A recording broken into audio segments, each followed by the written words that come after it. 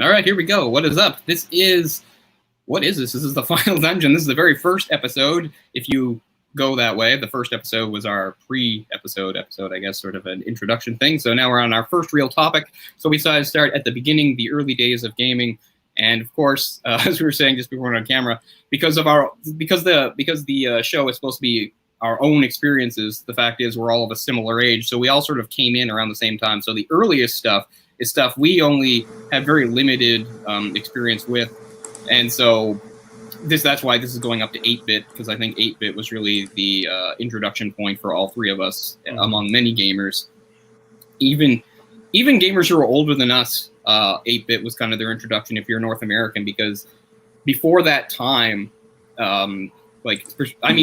arcade gaming was one thing, but like home console gaming was such a tiny niche thing in North America up to that point. Like very few households had those systems and touching some of those consoles from the first, what would be considered the first two generations of home consoles. 8-bit would be considered the third. You know, you'd have stuff like the Magnavox Odyssey, the Intellivision, the Intellivision 2, the first two Atari systems, the 2600, the 5200, the 7800 is part of the 8-bit generation.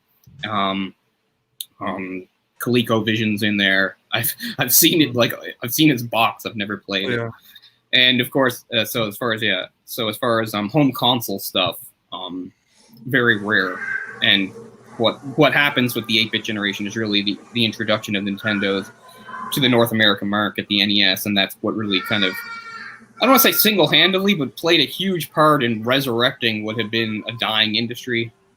1983 was the year of the great video game crash, whereas just a couple years earlier, 80, 81, you actually saw like arcades were at like an all-time high that was never topped since, like at any point, like even in the 90s and stuff when the industry was thriving. Like 1980, 81, that era in North America, like arcades were cool and hip and the place to be, and they were full of them. And then by like 83 and 84, it was like ghost towns. Like it was just such an epic collapse. And just around that time, I think a couple of the Atari systems were available at home, and I forget what other options there were for North American homes. But over in Japan, Nintendo, which had had some success on the arcade front with a game called Donkey Kong. That wasn't solely created, but the main creator of that was a young man named Shigeru Miyamoto, and that was the beginning of his meteoric rise in this world. And I'm sure in future episodes we'll have plenty to say about him and his career. But anyway, they wanted to get into the home market, and they came up with the Famicom, or Family Computer, and that was launched actually in 83 in Japan, which is amazing to think it was that early, because you think, oh, it's got to be like 85 at the earliest, but it was 80 because the home console launch in North America wasn't until actually 86. Yeah. So there was a big gap there, and Japan, or Nintendo being a Japanese company, had to look at the American market, North American market, and realize that it would be a challenge to break into it because video games were at sort of an all-time low at this point because of the crash, and because at this point, as I said, like the existing home consoles were just seen as like little novelty things that very few people actually had. And these were, you know, the earliest days of these of these games, so there was almost no quality control. And you got kind of what you got. And Nintendo, the whole point was trying to elevate this. So they had to like consider carefully what the best way to enter this market was. And by doing a little research, they thought one thing they had to do was sort of even downplay the whole idea of that it was a video game system in the first place, which I know sounds insane because that's exactly what it is. But that's why it was marketed more like a toy. Like a computer. Right? And so they knew that name wouldn't fly because computers were a little, you know, this is the 80s, right? In the 80s, computer just meant like weird, nerd, strange type thing, right? So they're like, no, don't use computer. We'll market it more like a toy. And yeah, the Famicom itself, anyway, maybe we can bring up a picture of it somewhere. The Famicom itself, of course, looked different than the NES. And one of the things they specifically made the NES try to resemble like a VCR, right? Because that was something that the North American market was familiar with. So that was a flip up top, and the original Famicom was like red and gray, right? Yes. And it had the controllers were hardwired. Yeah, that's true. You couldn't unhook the controllers. They were really short too. Yeah, that was a big sort of design flaw, you would say, at the time. But If you anyway, look for back the at those old systems, man, like you have to sit like 3 feet from the television. You know, it's not like we're all the way across the room. yeah, we talk about like a whole generation like ruining their eyes in like the 80s, like having to sit right next to those big TVs, those big like TVs and like their wooden. The big, yeah. But I remember like sitting on the floor. Sitting on the floor. Yeah. Like, and those are emitting we're some all old enough serious to remember radiation them. too. Oh my God! Yes. We don't even know what we're in for. Yeah. Right. So basically, they knew they had to do something to get past this consumer skepticism, which led to the redesign and a different way of marketing it. And for part of the marketing to make it again more like a toy, that's why the first wave had that weird Robbie accessory, that ROB thing, which I never actually saw in person until many years later. I didn't know anyone that had it. But that was, again, it didn't really do anything that useful. But again, it was just supposed to emphasize the fact, oh, this is like a toy. This is, and Toys R Us can carry this, and this is for kids.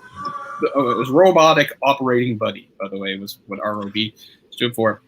So they were just trying to emphasize this idea. It was more of a general toy than a video game system.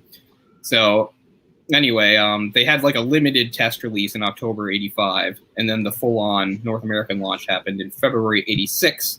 And then they released Super Mario Brothers, and you can say the rest was kind of history because it was such a groundbreaking game.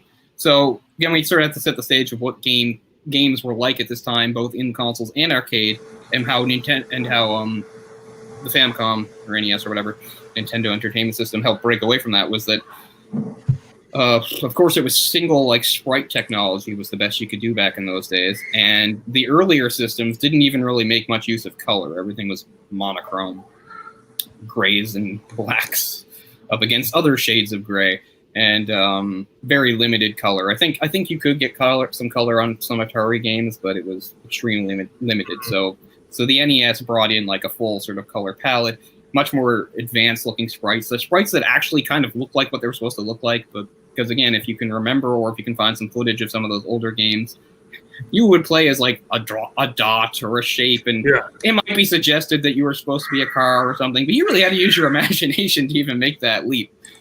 Yeah. And also the other thing was the big leap in technology.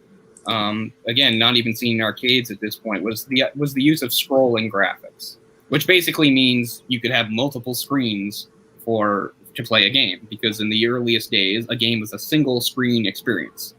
You just, if the level was going to change, then that meant, that it would load and then a new screen would come up. You couldn't just go from one place to another fluidly like you would in any sort of side scroller nowadays, or any sort of shooter that goes up.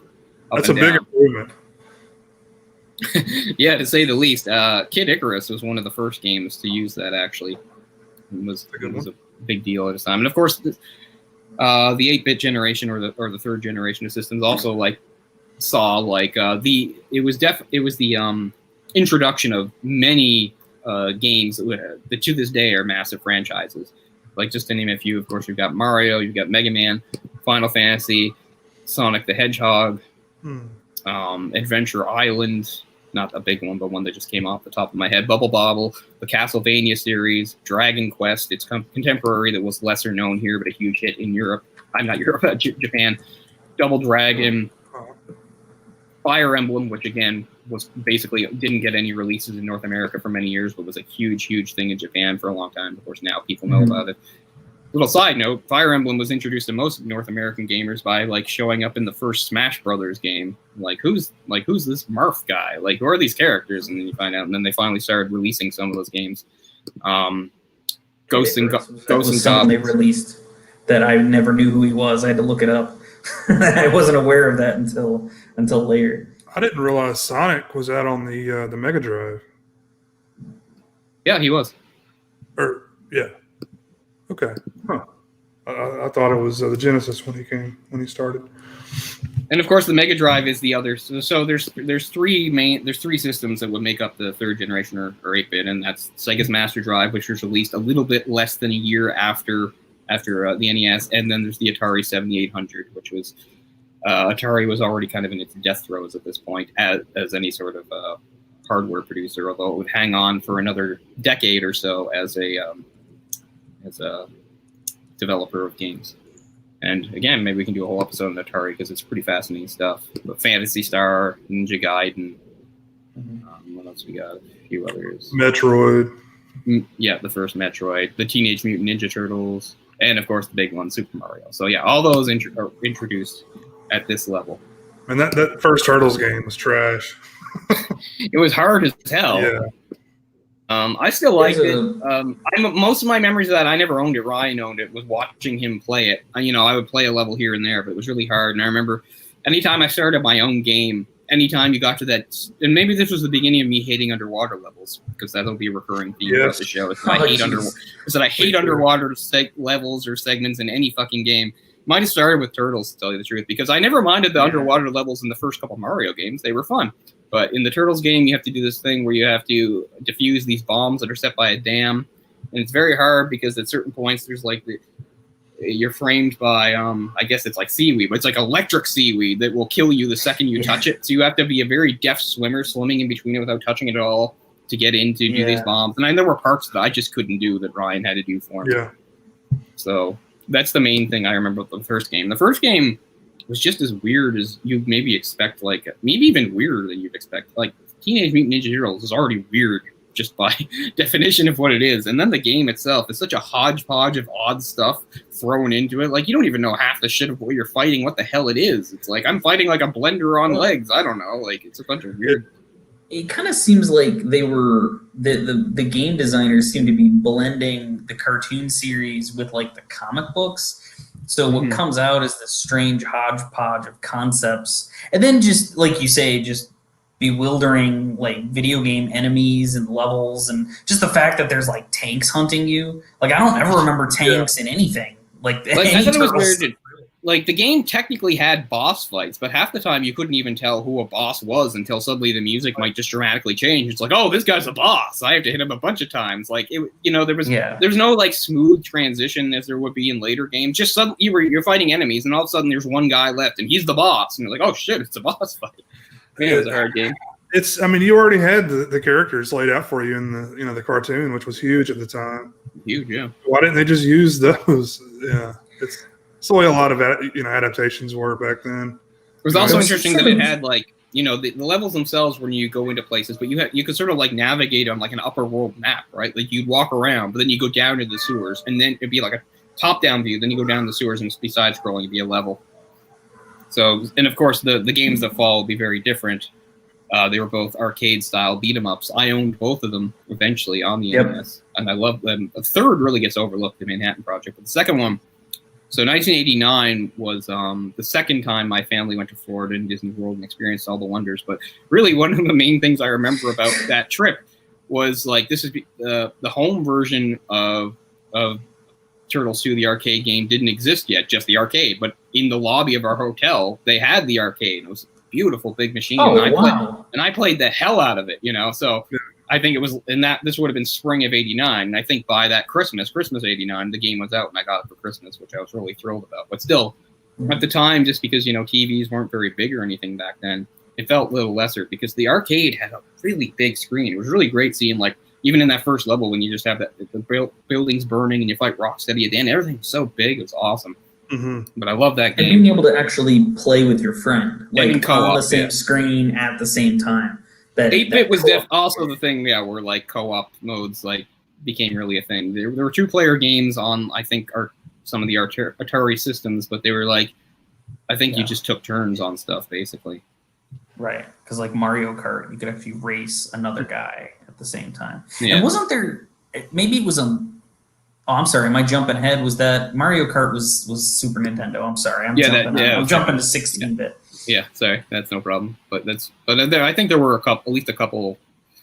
I don't know if there was any co-op racing. I think you had to take turns. I'll have to look into that as far as the 8-bit. Yeah, I'm not sure you could be again. Turtles was the only game I could think of. Well, what is it? Was Streets of Rage? That was original Nintendo, right? That was 8-bit. Or was that Super Nintendo again? Isn't Streets of Rage a Sega one? Isn't that Master System? I think Streets of Rage was Sega. Well, that is maybe I'm confusing some games now, but there was like another side scroll and beating. I know what you mean. It's a side scroll. It was like it was like Double Dragon.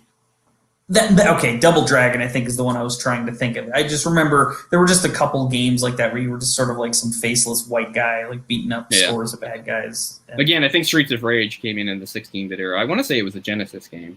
I'm almost positive that was a Sega, exclusively Sega. And exclusivity was another thing that actually hadn't really existed until this point, where suddenly Nintendo came in and they were like, look, we license our games, and therefore our systems, you're not going to put them on other systems. And that's really how it was. And it wasn't until the 16-bit era that sometimes you would see the same game get released on multiple systems, which is, of course, pretty commonplace now. But in the 8-bit days, there's almost no cross-pollination there. Like, the Sega games were the Sega games, the Nintendo games were the Nintendo games, and never the twain shall meet. So you can see the start of some of that rivalry. That's not just the company, just, the people that actually owned those systems. Isn't that really one of the reasons why Nintendo was so popular, because of the licensing? Mm-hmm. Yeah, they were really the first company to use it properly, to take advantage of it and employ it properly. Of course, they still ran into some problems. There were those semi-pirated games that you could get. I owned one. That had those black cartridges. I owned one of what was it? It was Indiana Jones and the Temple of Doom. I can't remember the name. Something with a K. Damn, I should have looked into that before this. But Sega at the time, just like Nintendo, in fact, more so than Nintendo, had made their start in arcades. A lot of some good, really popular early arcade games were made by Sega. And basically, they just wanted to follow the Nintendo model. And what's funny is, I think a lot of people, this is jumping ahead a bit, but I think a lot of people are familiar with the story of how, in the early 90s, Nintendo and Sony were going to get together to make a Nintendo system that used CDs, and how the deal fell through, and eventually Sony went their own way and released the PlayStation by themselves.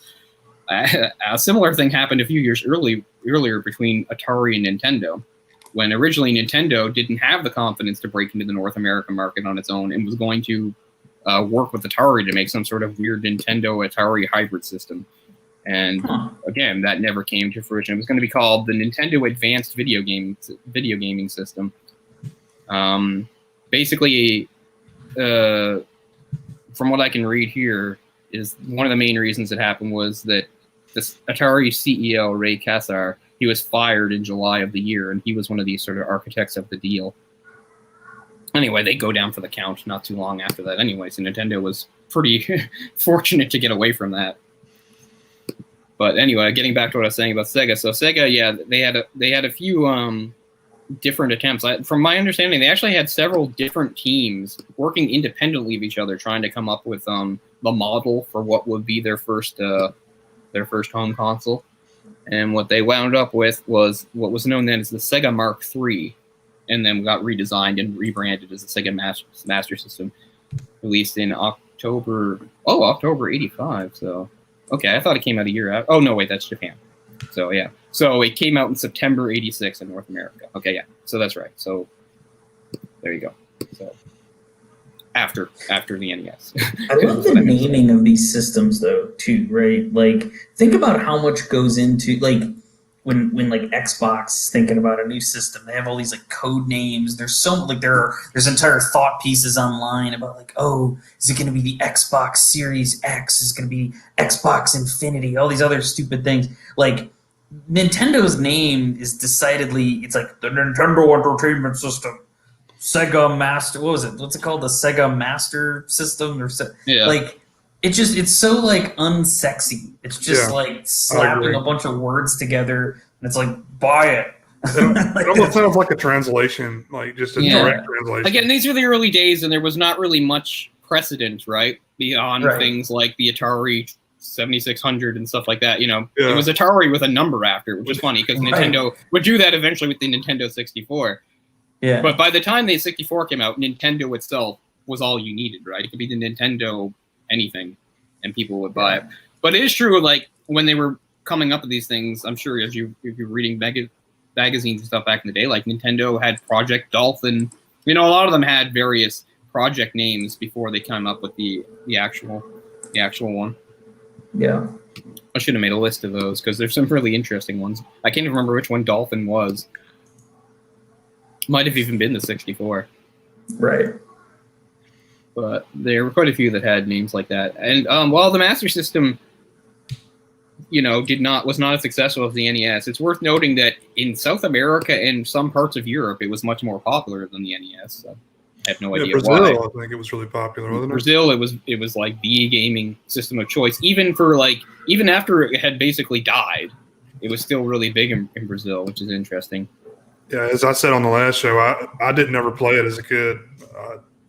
I was an adult when I bought one. I wasn't even familiar with it. I didn't know it even existed. I had sort of an awareness of it, but really it was the kind of the Sega Genesis that was my first exposure to Sega in any real way. Like that was the first one I ever played. I forget, some random kid at school had it. Like most kids had Nintendo, and there was like one random kid who had like Sega instead. Yeah, I've only played a Master System a couple times, and it was the same kid that owned it. And this was years into like. This would have been like 93 or even 94 by the time I actually played it. I knew it existed, but yeah, it was my first time actually seeing and playing one. It does look a lot cooler than the NES, in my opinion. It's more sexy. It's like a Ferrari. I mean, it's like got all kinds of weird, angles on it and stuff. The Sega systems also felt hardier. Like you could kind of pick them up and they felt substantial. Like they weren't going to break in your hand. Nintendo, even when I was a kid, and definitely when I was older and I held one, like it feels like it's gonna break in your hand. Like there's not much to it. Like you shake it a little bit, you can feel the insides moving around. That being said, I mean they hold up pretty well. Yeah, I think mine still works even after I took it apart and put it back together for some reason.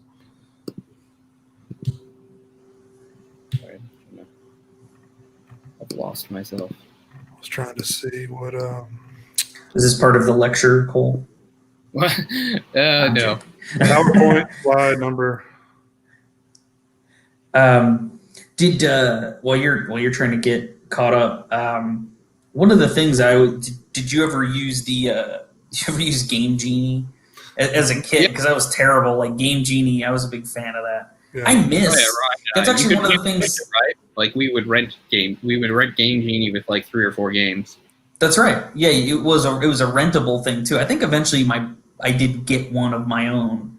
But that's actually one of the things I miss about like the early series systems. Like even through, I think there was a way of doing like what Game Genie did all the way through the original PlayStation. I think around like PlayStation 2 is because there was this thing I remember you could like plug it into the back of the PlayStation. It wasn't a Game Genie. I can't remember what it was called now, but it was basically a way of cheating. Like it hacked it, and you could go in and change like character settings. Like PC gamers still do this stuff. Like, well, I was just gonna say, with games nowadays on like Xbox One and PS4 and stuff, you'll see like various YouTube videos of people in the know that'll like mod games, right? Like, I wish they would sell something like a Game Genie that just let the layman play mods and stuff, like so you don't have to do anything technical. I think that would be cool. Yeah, I miss. I feel like I'm missing out when I see all those cool mods. Now, I was trying to see if I could share my screen, but I can only share my screen with you guys. I don't think I can share my screen with. I think you can. Like, the actual viewers. Yeah, I don't know. Let's test it live. What could go wrong? Let's test it. Okay. Open system preferences. Why do I open system preferences? RetroCat says he got his Sega Master System Christmas of '88. So, oh wow! Sega wasn't on my radar until the Genesis. Yeah. That's the opposite of what we wanted to happen. Some comments about GameCube better than Dreamcast. Is that DJ Donnelly saying that? Was GameCube and Dreamcast like head to head? I don't remember it being that way. I thought GameCube came after Dreamcast because Dreamcast was out so briefly. I feel like Dreamcast was out like a year, maybe 2 at most, whereas GameCube had a pretty full life, 3 or 4 years at least. GameCube was with the PS2 and the Xbox, right? Was that generation? I think it actually preceded it briefly, but yes, it was basically around that same time. Like that was the competitor Nintendo system for that era. I borrowed a GameCube briefly from my upstairs neighbor, and just played a few games. That's my extent of GameCube. Sorry, Cole, you back? Yeah. I thought at first I maybe stopped the whole show, so thank God that didn't happen. So yeah, maybe it was a bad idea of what I was trying to do. I just wanted to be able to show pictures, but maybe I'll figure that out later. Okay. Dreamcast was 99, GameCube 2001, according to RetroCac. That's right on. Technically, I think Dreamcast was 98 in Japan. So I mean, technically they did kind of overlap, but 2 years is kind of an eternity in console cycles, right? Like I don't think those is. But that's the way Nintendo's done things for a while. They're always late to the game, Like they always are, because the Genesis was the first 16-bit console, right? It was a big deal that the Genesis came out before the Super NES. Yeah. Well, regarding Nintendo releasing at odd times, I think Nintendo realized from the GameCube era that they were just not equipped to play the game like Microsoft or Sony, and so they decided to start releasing on off years, and frankly, not even play the same game, no pun intended, as Sony and Microsoft were. They're doing their own thing. Exactly, because the Wii was sort of incomparable. It was a video game system and it did the same things, but it didn't it wasn't game, quote unquote, gamers, whoever the hell they are. They weren't going to use a Wii, right? The Wii was a family system. So successful too. It's one of the most successful systems ever, and it wasn't even HD. I totally missed the HD. It's so bizarre. Well, I mean, you had rest homes buying it, right? You go down in and I mean, I'd see this. You go down in the activity room and stuff, and you see old people playing bowling on the Wii. But anyway, we'll come back around, and I'm sure more stuff will occur to me about the history and stuff. But for now, let's talk about some of these early games that we played, the ones that we remember best and we liked the most and affect us the most. I'll just say, I have played the Granddaddy. I've played Pong a couple times. My dad is one of those people that knows 10 zillion people, and at some point he knew some guy, and I don't remember why, but he mentioned to me the guy had Pong set up in his garage. So sometime in the 90s I played Pong a couple times, and it's pretty cool. Nolan Bushnell, the founder of Atari, often gets credited with creating Pong, but really it was, I can't remember the name of the guy, but the first engineer who was the first real employee after the 17-year-old babysitter they hired to be their secretary. The first real employee of Atari after her was this engineer whose name I should look up and remember. He's really the guy that he took the outline, the concept of Pong was thought up by Bushnell, but he's the guy that actually did it physically, made the game. I remember reading some stuff about him. At one point, he played on the same youth football team as O.J. Simpson, so he led an interesting life. This guy, whose name I can't recall. But anyway, so I played Pong, so the Granddaddy. I didn't play anything pre-8-bit for quite a long time. I think once or twice Ryan did manage to hook up the Intellivision. The only game I remember playing for that was some sort of war game with tanks and stuff that I really don't remember all that well. I played some Atari, but I can't remember which system, if it was 2600, 5200, 7800. They all blend together, even though they're all different levels. I remember their controllers being extremely annoying.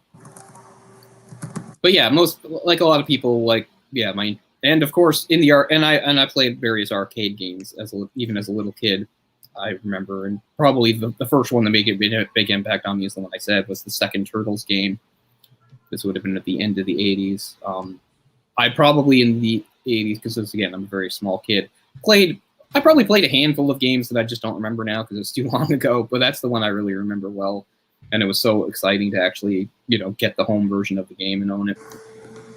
But I guess I'm just trying to think of non-Mario games, because it's we could spend the whole time talking about Mario. But right, because I remember, Ryan, as I said in the introduction episode, I didn't even own an NES until 91, but I played it for 3 or 4 years over at Ryan's house, and we ran the gamut of what was around then. Of course, it all starts with the very first Mario Brothers. So even though I didn't even By the time I owned it myself, I already knew the game inside out. I already beaten it. Knew all the levels and tricks and secrets. That's obviously the starting point for so many people. It wasn't exactly my main, it wasn't the very starting point, but sort of like the real starting point. Where stuff got real. Because we talked about renting Game Genie. Like, I think so many of the games I played for the original Nintendo were like that's how I got them. Rented them from the video store up the street, Power Video. that's where we would go, and so that's how I played like DuckTales. Capcom. I think like Contra was like another one that I love Contra. Contra, right? Yeah. Oh god, Contra's so fun still, man. Yeah, those are great games. I can't remember if I played Super C or just the original Contra first, but they're both excellent games, and again, really fun to play 2-player. It was so great that like back when if you bought a Master System or the NES, it actually came with a game and it came with 2 controllers. Like nowadays, unless you get a bundle, which is supposed to be special, you don't get anything. It's just more expensive. That's the thing. It's not like, oh, well, this bundle like includes it, or that the price is somehow more competitive. It's like, no, it was the standard. Yeah, right? It comes with a game. It's got 2 controllers. 2 controllers. Imagine that. I know. Mind blowing. We were talking about Double Dragon earlier. I know that was another one because I remember. I played that in the arcade too. I definitely played that in the arcade. I just have this visual in my head of like, I feel like, couldn't you like pick up like a giant wrench or something?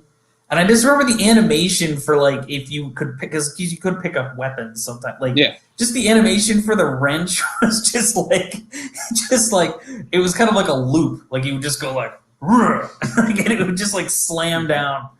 I don't know. I think in the original Double Dragon, I should know because I actually we can play it on the Switch because it's one of the games that's available in the NES libraries for Switch Online. What's annoying is if you pick up a weapon at least I don't know if they might have fixed it in the sequels, but in the original Double Dragon, you're always pretty fortunate if you can pick up a weapon, right? Is that once you move on to a new screen, the weapon disappears. Like you can't take it with you. Yeah. It's only one screen. Oh wow! It disappears. It's super annoying. What's the guy's name? Bobo? Oh, he's one of the big fat bosses in that. Yeah, he's just a big head. Yeah. It came later in the cycle, but I quite liked Kirby. Oh, that's another franchise I missed because that's another franchise that had its beginning. I didn't play the first. Like the first Kirby I played was a Super Nintendo Kirby. I had to go back and play the NES one. In fact, that might have been one of the first NES games I actually beat. Like I was good enough at that point that I could beat. I mean, I beat Mario, of course, the original Mario, and Mario 3. I was older before I beat Mario 2. I don't know why that is. I think I always got I ran out of patience with that game. Like it was so different. That's a game I never owned. I never owned it, so my time playing it was I never owned it either. Yeah, I mean, you can understand why. I mean, at its heart, it wasn't a Mario game, right? It was a completely different game. It was Doki Doki We know Panic. that now, yeah. And then they just slapped some Mario stuff on it, and to explain it, they were like, "It was all a dream that Mario had." That's why the game mechanics are completely different, and the world is completely different. And I don't know that game. I like it as an anomaly, but I don't know. I owned it as part of the whatchamacallit, the Mario All-Stars, the ones that like included Mario the Lost Worlds, which is basically like the Japanese version of the Lost Levels. Mario 2, which is the true that's the true Mario 2, which is basically just the same. Everything looks the same as Mario 1, just with a few things. Like remember, you could get a mushroom that actually hurt you instead of helped you, and I never beat Lost Levels. It was a lot harder. Yeah, it was super hard. Very hard. Yeah. Doki Doki Panic. I was trying to look at the name. That's right. I've got that on something. A Japanese copy of that. I would actually love to play Zelda now because as a kid I played Zelda all the time. I don't think I ever beat anything. I was so I don't know. It's like I would like walk around. I'd find some things. I'd be able to I'd get some keys to unlock some stuff. But that was always a game that like I never had the patience for Zelda. Yeah, I'd love to try it now. Right, and that's what like I mean. I've still actually never beaten the original Zelda, but at least now I have. I own it in some incarnations, and I've taken various runs at it. But we're talking back in the day, like I'd play it 20 minutes and give up. People would probably say that's the best game on the NES, right? A lot of people, yeah. I'm kind of the same as you guys. I played it, but I never owned it. So I think so. Again, Zelda has a lot of fans, but I think if you were to like take a poll, I think Super Mario Brothers 3 would probably come out as like the best game of the NES.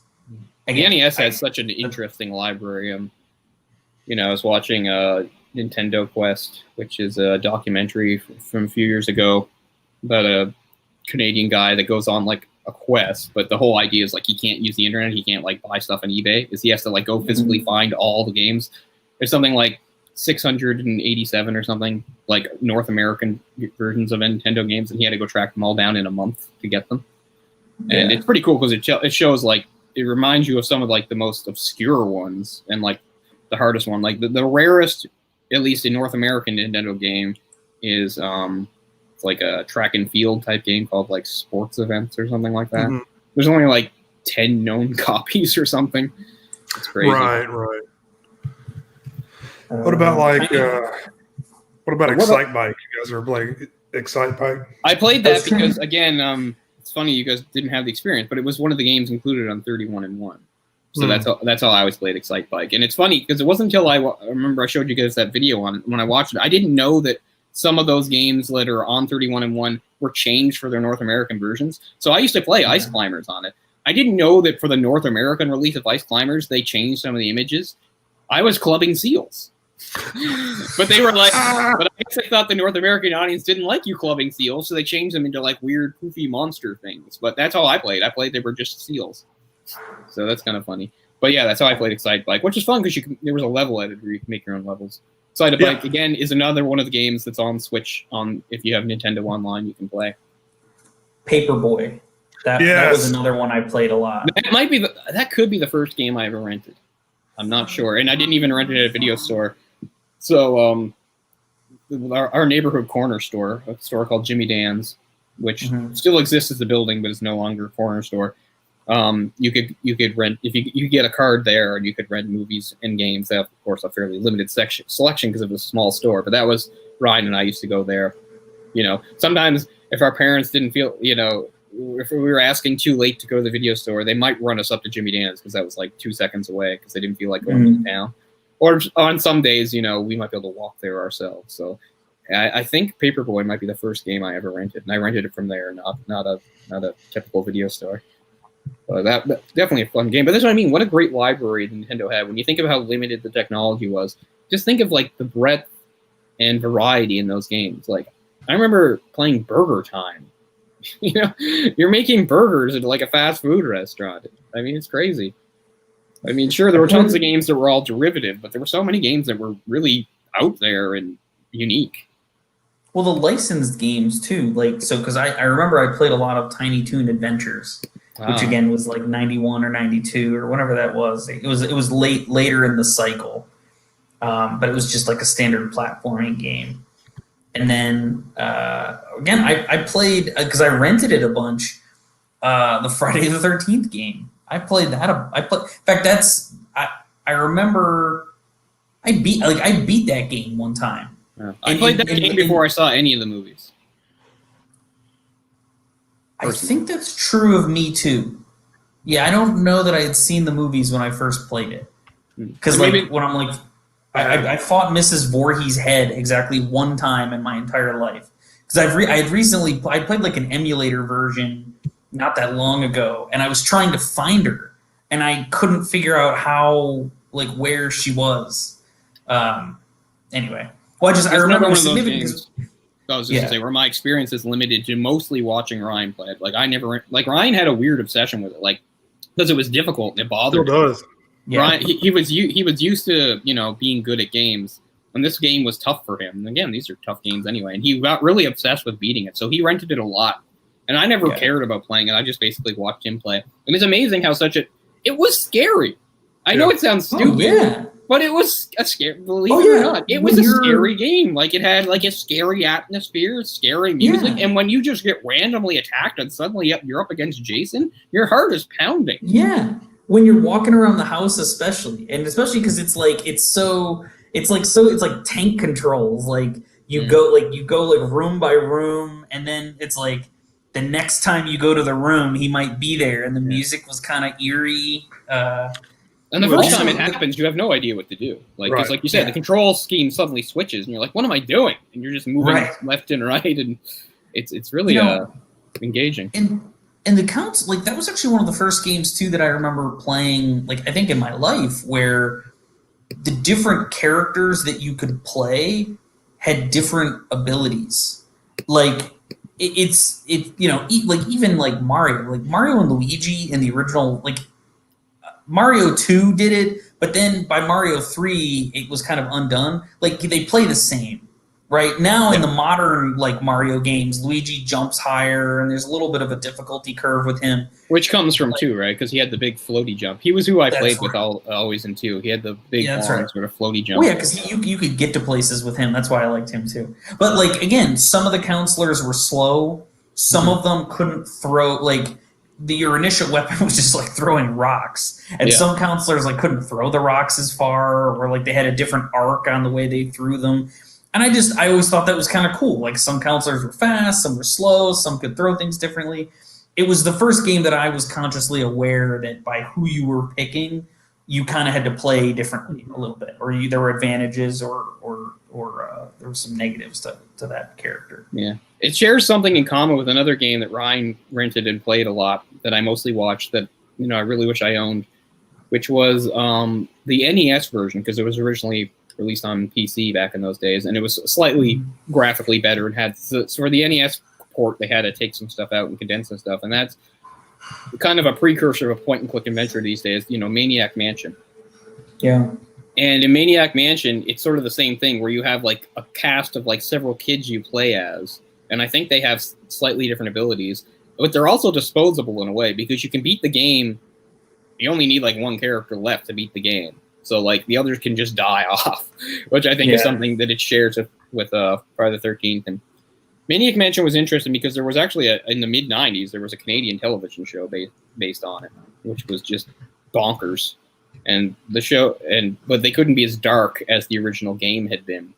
And again, the original game's a bit darker than the NES game, because a big part of these Nintendo games was, of course, Nintendo of America censoring the hell out of stuff.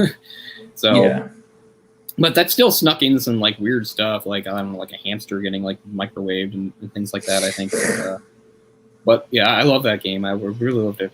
I guess I could probably just track down some version I could play on my computer here. But that was another game that Ryan was sort of like weirdly obsessed with. That I would just sort of go in and out of like watching him play, and then I'd lose interest and do something else for a while. But he was like right into it. Like, he went. It was also difficult because you know how like nowadays when you have games that have puzzles and stuff, like most games are designed so that as far as like, let's say, you need a certain item to open up a room or whatever like that. Like in most games nowadays and for the last bunch of years, like there's no way to like completely fuck yourself. If you miss the item, you can go back and get it or something like that. Maniac Mansion is one of those games where if you make a mistake, you can make it impossible to go forward.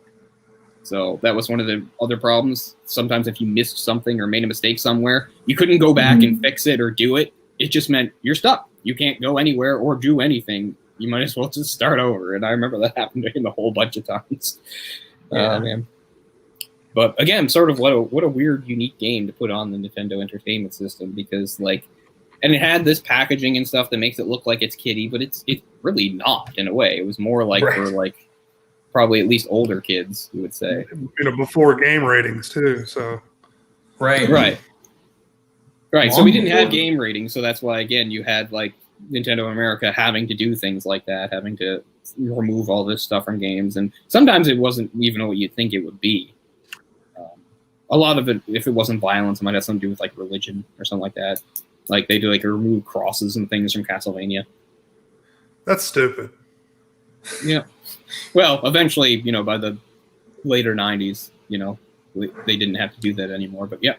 I think I said this before in our original show, was that another game that Ryan rented a lot that I like was Monster Party, which is a really cool game. And you'd be shocked, like, when knowing now, like, how much stuff, like, they removed, how much stuff stayed intact in Monster Party. Like, there's all sorts of stuff in there. Like, I have no idea how the censors missed it. There's, like, stuff that looks like hell and burning and skulls and stuff, like, that they would have, like, pulled out of most games. And yet, somehow Monster Party flew under the radar and got away with a whole bunch of stuff.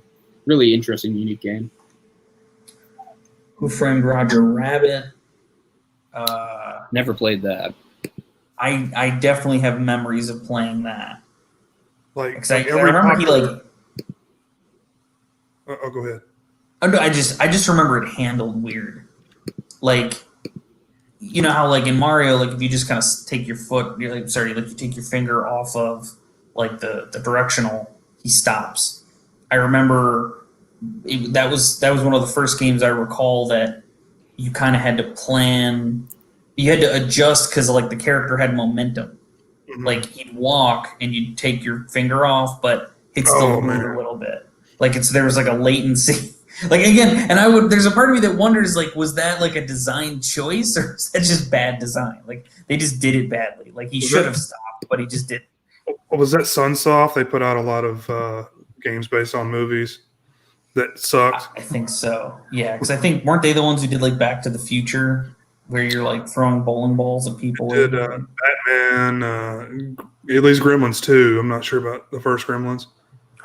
Felix the Cat. That's another game I played. In fact, Felix the Cat would be another game I was able to beat. I played a bit of that. I can't remember the circumstances exactly, but maybe somebody I knew owned it. Yeah, in those days, that's the way it was, right? Like your friend had these games, and you got these games, and you trade or go over there and play what he's got. And the rest you would rent. Well, but there were a couple Simpsons games. Yeah, but that's why I can't even remember all the games I owned, because sometimes I owned some and sometimes I just seemed to have them for a while, but they weren't technically mine. But I mean, trying to remember the games that, like, just to touch briefly on the games that I had access to the most and spent the most time with was, of course, the first Mario, eventually Mario 3, never owned 2. And then here's the original famous box. Here's Mega Man 2. There's Mega Man with his trademark gun. Mega Man known for carrying a gun. And his visor up. And that's Quick Man he's shooting at. I don't even know who that's supposed to be with Dr. Light pointing at with the weird thing on his hand. I don't know if it's Flash Man or what. Was Nintendo box art like done by the same people who were doing like VHS box art? Because it never seemed to be. It wasn't always like that related to what the game was. State-of-the-art Capcom game pack, Mega Man 2. Save up to $10 when you purchase Capcom video games. And yeah, I owned another Capcom video game. It was a World War II fighter, World War II shooter called 1941, where you fly planes. But I do have this. Is not just the box. Here's the game. So cool. This is one of the most important games for me growing up. I didn't actually play the original Mega Man for many years. This was my introduction to Mega Man 2, and it makes more sense because the original Mega Man is one of the great examples of what's known as early installment weirdness, where the first version of something is actually a lot different from what would follow. Mega Man 2 is really what set the template. Like Mega Man 1 only has 6 bosses. Every Mega Man after 2 has 8. Mega Man 1, here's another thing we can talk about for the 8-bit era and stuff, because it pretty much disappeared from games nowadays, had points. Remember getting points in games? Right. Yeah. The original Mega Man, you got points. They didn't mean anything, but you could get them. And by Mega Man 2, they dropped them because they're like, this serves no purpose. And also Mega Man 1, like the power-ups and stuff you picked up all looked weird and wonky, and they threw them out and redesigned them for 2. And 2 was one of the first great, speaking of the other thing, this is one of the great 8-bit soundtracks. This is an amazing, iconic soundtrack that's been covered by a lot of bands, maybe most notably the Mini Bosses, and just some really great versions out there, like Flash Man stage, Bubble Man stage, the first Wily stage. Oh my God, just amazing music. Just showed the creativity of these composers, because they had to work with such a limited thing. They had these little MIDI players. They were only capable of so many sounds and no real instruments at all, just all simulation. And they came up with some just really iconic, really memorable music. Castlevania, of course, being another example. When I was younger, and not Mega Man 2, because I don't think that was an option, but like Mega Man X, there was like an option, like you could go to the options screen, you could just listen to the soundtrack music. Yep. I used to do that as a kid sometimes, just because I thought like some of that music was like, I think it was, I forget, Boomer Quanger, whatever, the one where it's like you basically are like climbing up a tower. Yeah, it's Boomer Quanger. That guy, like, I just remember his level had good music. Dun, yeah. Dun, dun. Dun, dun. That's right. I played that game good. a lot, so I kind of know everything about it. But Ryan owned 3, so that's why I played 3. So 2 and 3 were the early ones I played. What's interesting is like how long a series would last them. The first 6 Mega Mans are all 8-bit. 6 of them, which is crazy to think about. And 4, 5, and 6 I played by renting. I really liked 5. I was kind of obsessed with 5 because it had Proto Man in it. Yeah. Like as supposedly the bad guy, of course, it turns out to be it's Wily again. What a twist! The bad guy's Wily again, which they already done for Mega Man 4, right? Because that was the first time I was like, okay, Wily was the boss the first 3 times. Here's a new bad guy, a new doctor. Oh, it turns out like it's just Wily. That was like their new gimmick. Like, because I think Mega Man 11 did not do that. But like, I think for the longest time, that was the gimmick with the original Mega Man series. Is that after the first 3, every single time it was always some rando dude that all the fans know. Okay, it's Wily. Yeah, it's Wily. Just some front for Wily. It's Wily. Yeah. Just can he come out now?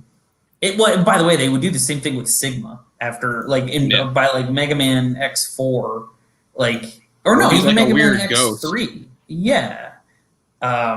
In X4, he's like the bad guy manipulating the forces from behind the shadows. And but he's still the guy you fight at the end. Still the guy you fight. I don't know how I forgot it, but Ghostbusters was another game I played a lot, just because, I loved Ghostbusters. But the version that I always played was really buggy, because I never owned it. I got it from the video store, and I do remember one time being able to fight my way up to to actually fight Gozer at the end, and it crashed my system. I could never get it to play again. I fought all the way up there, and I was fighting her, and then it just bombed out, and I had to just take it back to the to the video store. That's where you're going up the stairs, right? And then you also have the driving where you're in the car, and you have to that's right. Electrocute the ghost. And the controls for climbing the stairs, by the way, are maddening.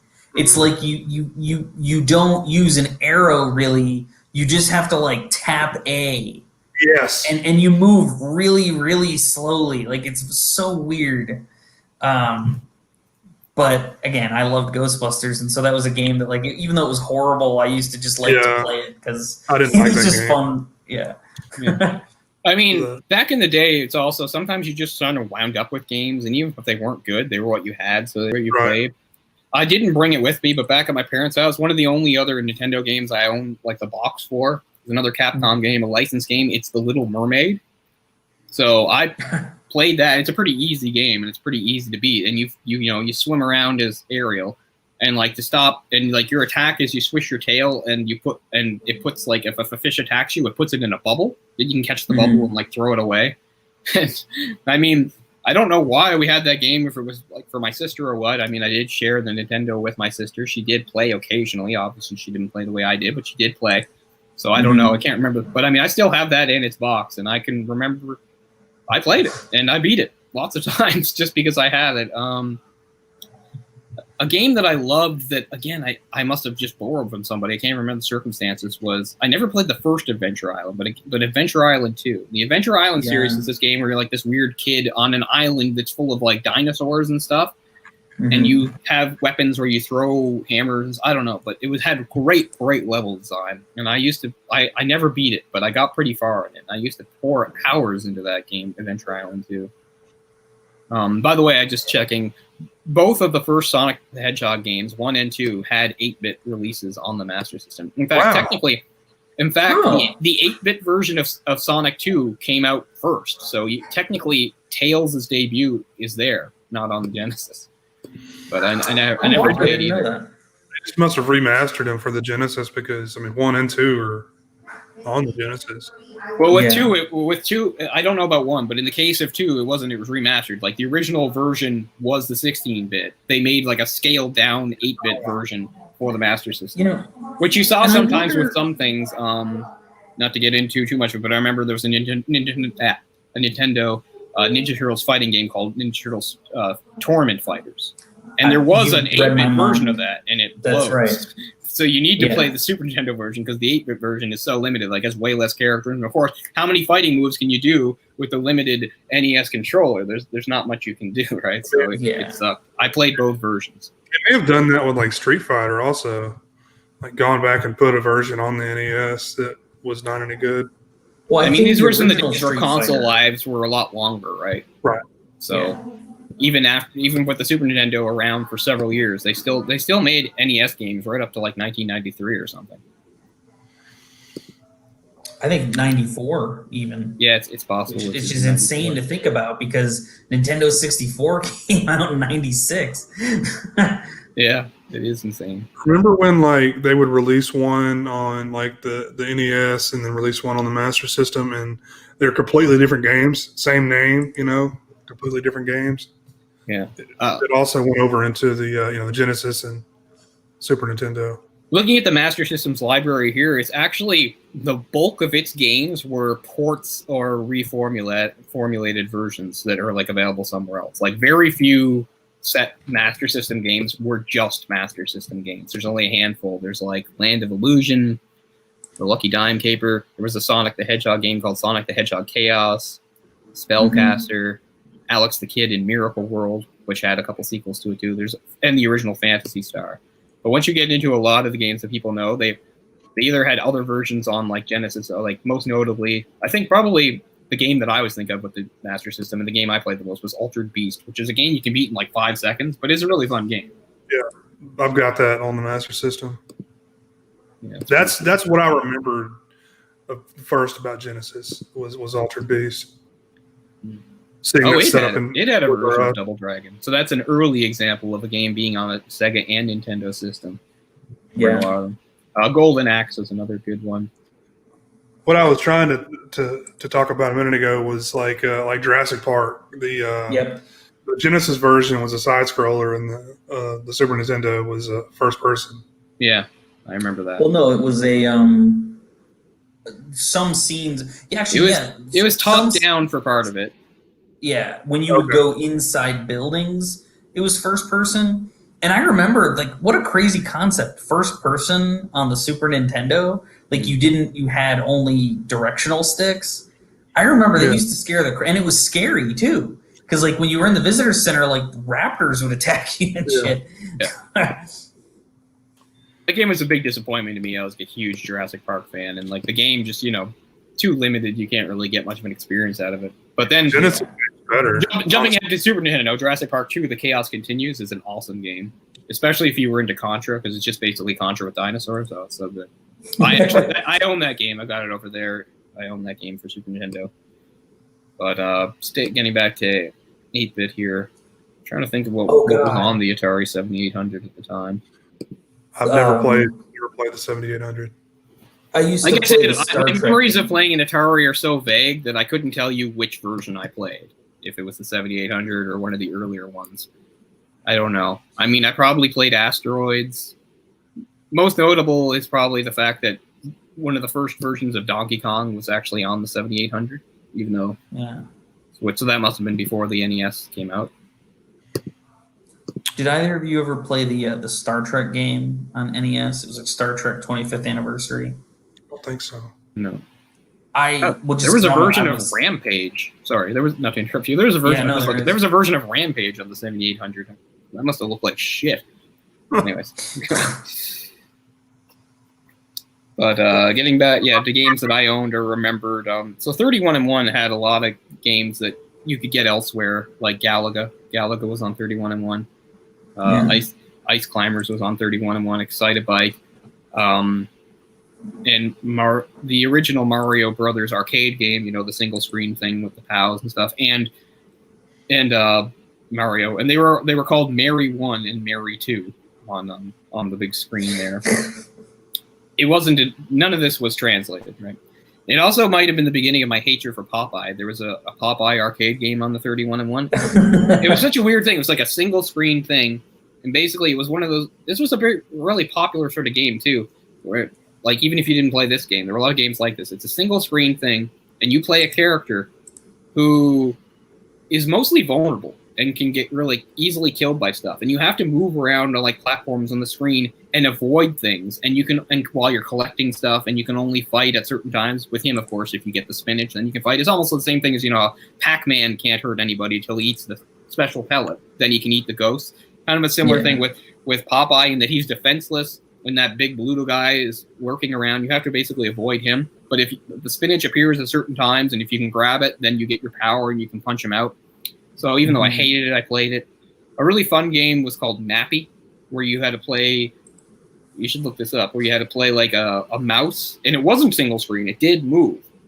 And the way you moved around, like, so it would be multiple levels, and but places would be closed off to you because there'd be doors and stuff, and you had to find ways through. And there was also like things you could bounce. The only way you could get up above was to bounce on stuff. It had sort of like a trampoline type effect. And again, you're being chased by stuff, and you always have to keep moving because in Mappy's case, you have no offense whatsoever. Although I think you can trick cats into like going into traps. I used to play the hell out of that game. So that I'm not sure what its main releases were, but I played it on 31-1, which was just such a huge part of my. What's that? It looks very Japanese. Oh, yeah. I mean, 31-1 was extremely Japanese, to the point that there were several games where you had no idea what was happening because just all the text were Japanese.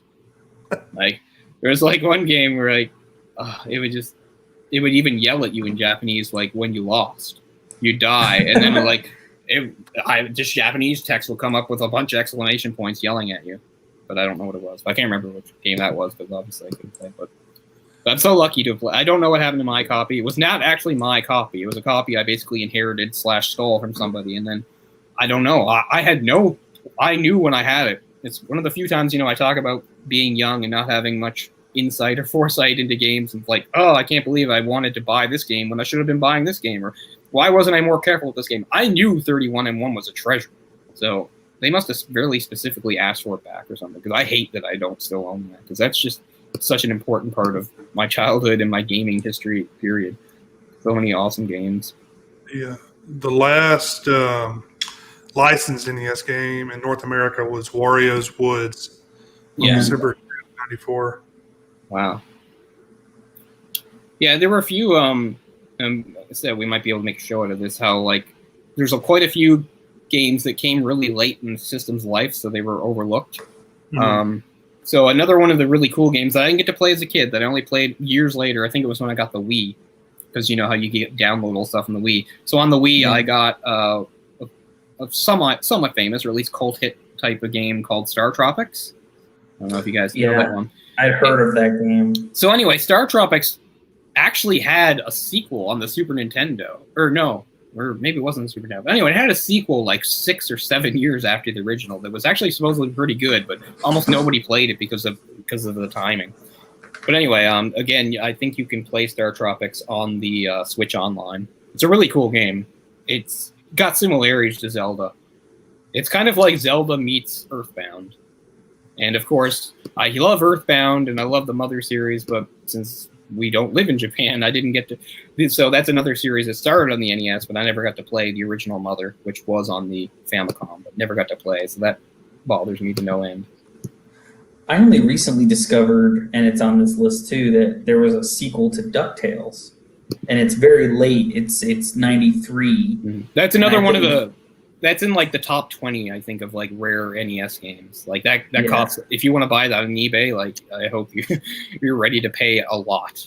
You need some money for that. Yeah. I play that because on the PlayStation 4 they've got a what is it, like a Disney collection that you can buy. It's like a bundle. It's got all those games. It's got the 2 DuckTales games, Tailspin. There were actually another 2 Rescue Rangers games. That's right. And Darkwing Duck. So I bought that. So I played that on the PlayStation. They re-released that, I believe it was the Uncle Scrooge game. Yeah, they did like a remastering with like new sound and graphics and stuff. Because that was such a big deal. That's another game that Ryan rented. I wouldn't have played otherwise. And another one that it's if you made a top 10 of like best 8-bit soundtracks, oh my god. Beautiful soundtrack. Man. The Moon theme. Like, that's a beautiful song. That's a really nice. That's really nice music. Contra had really good music. Yeah, it did. A game that I played a lot, Master Blaster, had a really great main theme. Yeah. That's a really cool game where you're like a transforming tank. And sometimes you could get out of the tank. Again, despite the limited hardware, like it was astounding the kind of stuff that the developers came up for you to do in these games. Like just great imagination and great variety again. I mean, to your point though about like because you mentioned like there were 3 other games on the NES in the Mega Man series, like Mega Man 6. That's another late stage Mega Man game. I don't think I even knew about Mega Man 6 until years later. And I don't think I played it until like one of those collections came out where like they had them all assembled together. I think 7 is kind of the overlooked one because 7 came out after X, so you had all the 8-bit Mega Man games, and so the first 16-bit game wasn't part of the normal series. It was this whole new thing, the X series, and people were so caught up with the X series that 7 kind of came and went. Most people didn't pay attention to it. I did, of course, because I was a big Mega Man. It also plays terribly because that's another one that I don't think it plays very well. It's not great, but I like it. I actually like it more than 4 or 6. I don't think if I had to pick from the original series, I'd say 4 and 6 are pretty weak. I remember actually hating 4 the first time I played it. Like years later, I softened on it, but I remember I don't know, 2 and 3 I played so much, and 4, I just really thought the levels and bosses were lame at the time. Yeah. I didn't beat 4 for many years, and that's more because I didn't care. I didn't put the same dedication and effort into it I had with 2 and 3. I remember renting 4 once and being and not caring about it for months and months and not coming back to it for quite a long time.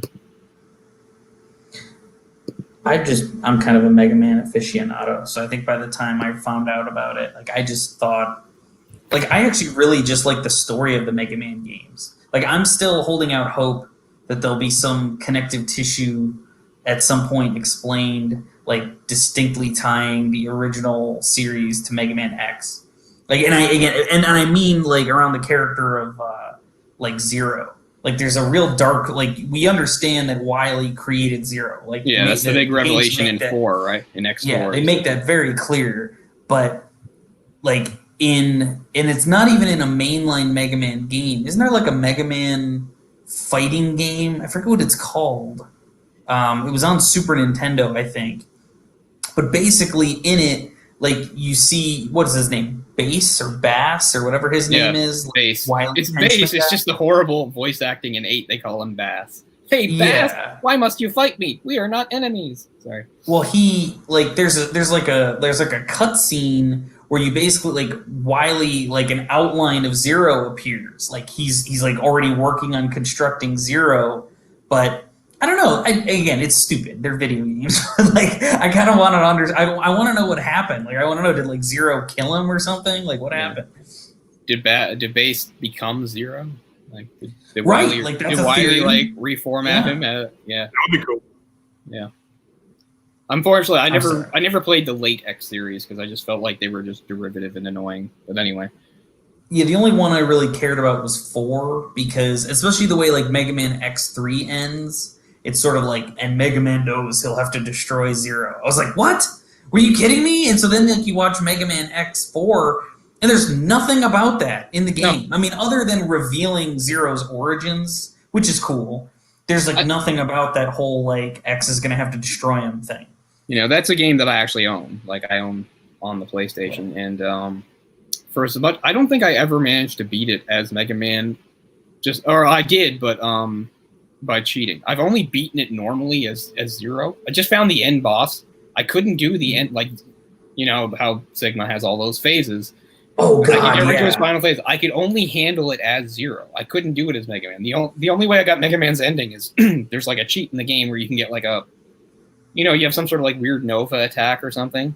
Yeah. Remember how you can do it once? But there's a way to do it so you get Nova armor so you can do it over and over again. So I basically I beat the game as X by doing that. I could just do the Nova attack over and over again, but I never actually beat it normally, which still to this day bothers me that I could only beat it as Zero. It is hard. I'll say that. I think I have done it, but I'm sure I wasted a lot of lives and I played it a gajillion times to do it. But I mean, 8 just like X and 7 came out around the same time. 8 and X4 came out around the same time, and They're both linked by having like nice animation and horrible voice acting. Seven's worse than X4, but their 8's worse than X4, but it's pretty close. They're just awful. Well, because I think what happened is it's the same. Like those are the first ones to PlayStation took over. Like they got the license or whatever. So I remember X4 was on PlayStation. Mega Man 8 was on PlayStation. I didn't play Mega Man 8 for years. Like I don't think I actually played it until I got the Mega Man Classic collection. Like I had played the other games through various channels, but that was one I had never played before. No, 8 was a big deal. That was one of the times where I had a sleepover at Ryan's, and I brought my PlayStation over because we rented 8 and we wanted to play 8. It was a big deal. So that's one of the times I remember playing. Because Ryan eventually bought a PlayStation. This was before he had one. He had a 64, and he got a PlayStation a little later. This is when he didn't have one yet, so I brought mine over and we played it. Yeah. 8's a great game. Yeah, probably overlooked in the series. But. Yeah. Anyway, I didn't mean to take us down a Mega Man path. Yeah, but I'm the same way. That gets me excited. I like those. They're important games for me, and again, it all starts with the 8-bit thing. I like on the back of this. I forgot this is a character here. This is Captain Commando, who is just some sort of like Capcom mascot that serves no purpose. Like why isn't Mega Man just your mascot or any of your iPhone? No, we had to make up like a completely made up character to be the mascot. Look for me to up-to-date reports on all the exciting action games from Capcom. Until next time, then he even has a signature. Oh, that's great. But yeah, see, this is what you get on the actual Nintendo games there, the official seal of quality, which you don't get on those pirated black cartridge games. I never played those. I've seen videos of people playing those, but I know that's all the Bible games they put out. There's some decent games on it there too, though. They aren't all crap. Right. I know. I'm not saying they are, but I know that like they would just take mechanics of another game and just put like Bibles and sheep and stuff like that. Like I think it was a Noah's Ark game that I forget what game it ripped off, but it just totally copies the mechanics. Doesn't like the angry video game nerd like basically do a whole show about just those games? I swear he does. Because I think that's what he does too. Is he's like, wait a second, this is like Super Mario or this is Ninja Turtles or whatever. That may be where I'm remembering that from, but I want to say it was like Super Mario 2 that they used because he would pick up the animals like above his head. You know how he would carry the turnips around. He'd pick them up and go throw them in the ark, and then go pick up another one and throw him in the ark. Okay, so those black cartridges were from Tengen, by the way. I couldn't get the name right. It's Tengen. That sounds familiar.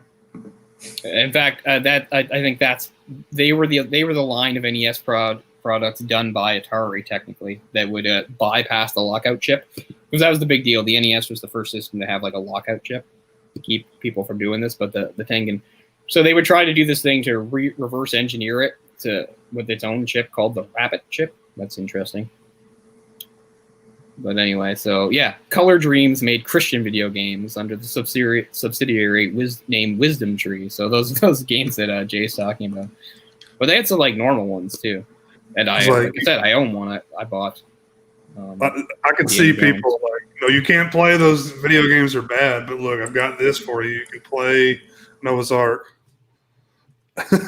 Some like really Christian parents or something. Yeah, there weren't that many of them. I thought there were more, but yeah, I own Indiana Jones and the Temple of Doom, and there was eventually a licensed version came out too. So that's one where both versions existed. Wasn't it really bad?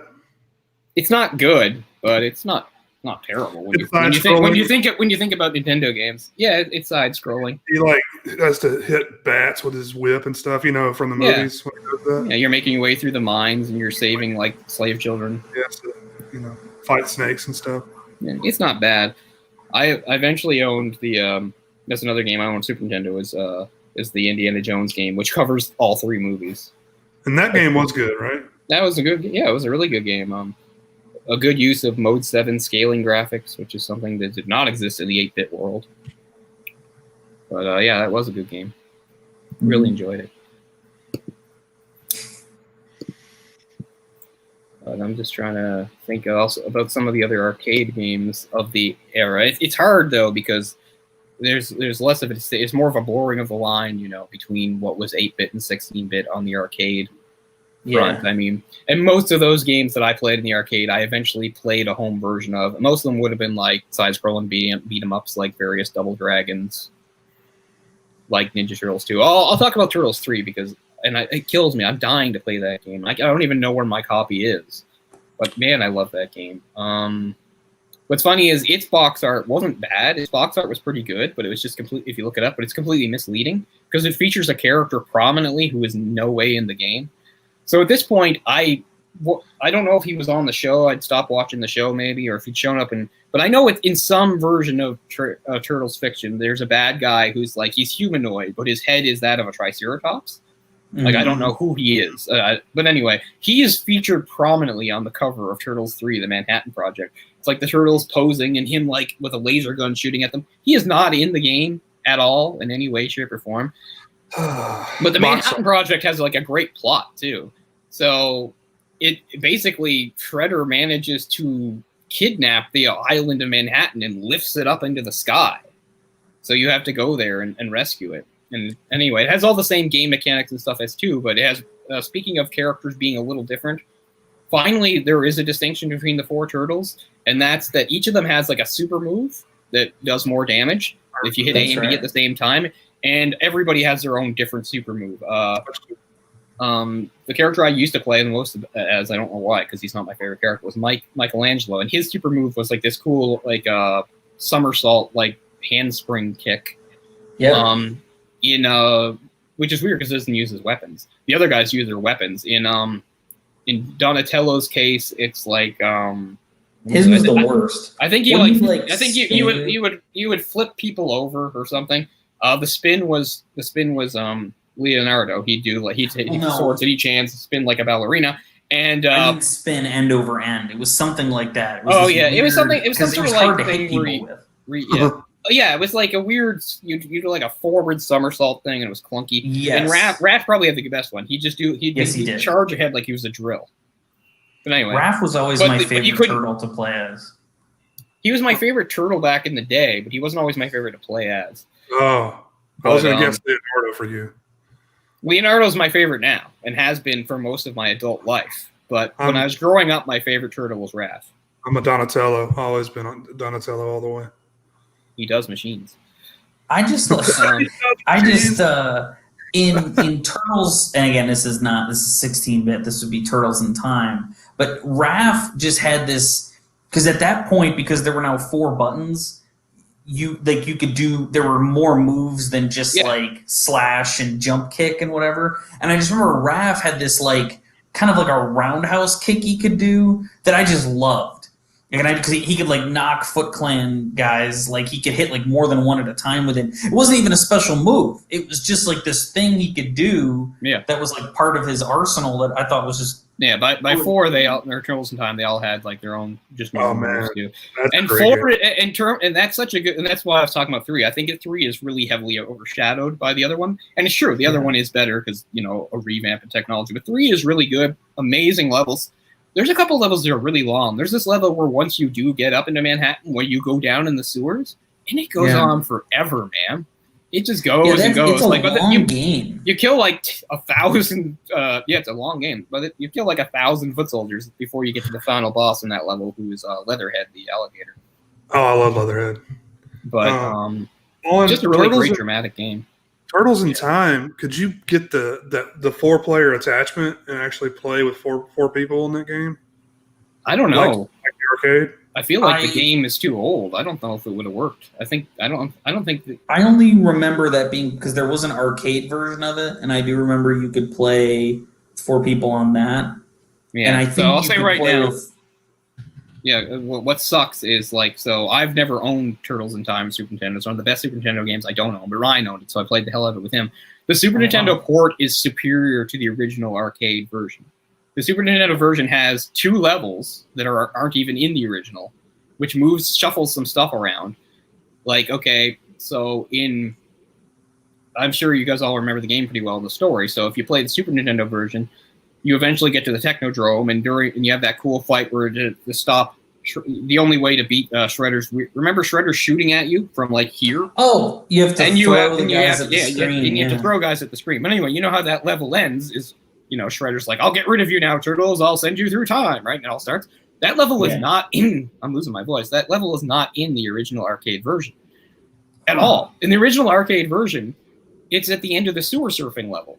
You just get to the end of the sewer surfing level. You beat the Rat King. Then suddenly, out of nowhere, Shredder like appears like he's a hazy ghost, says the same thing, and you get thrown through it. So that level's missing entirely.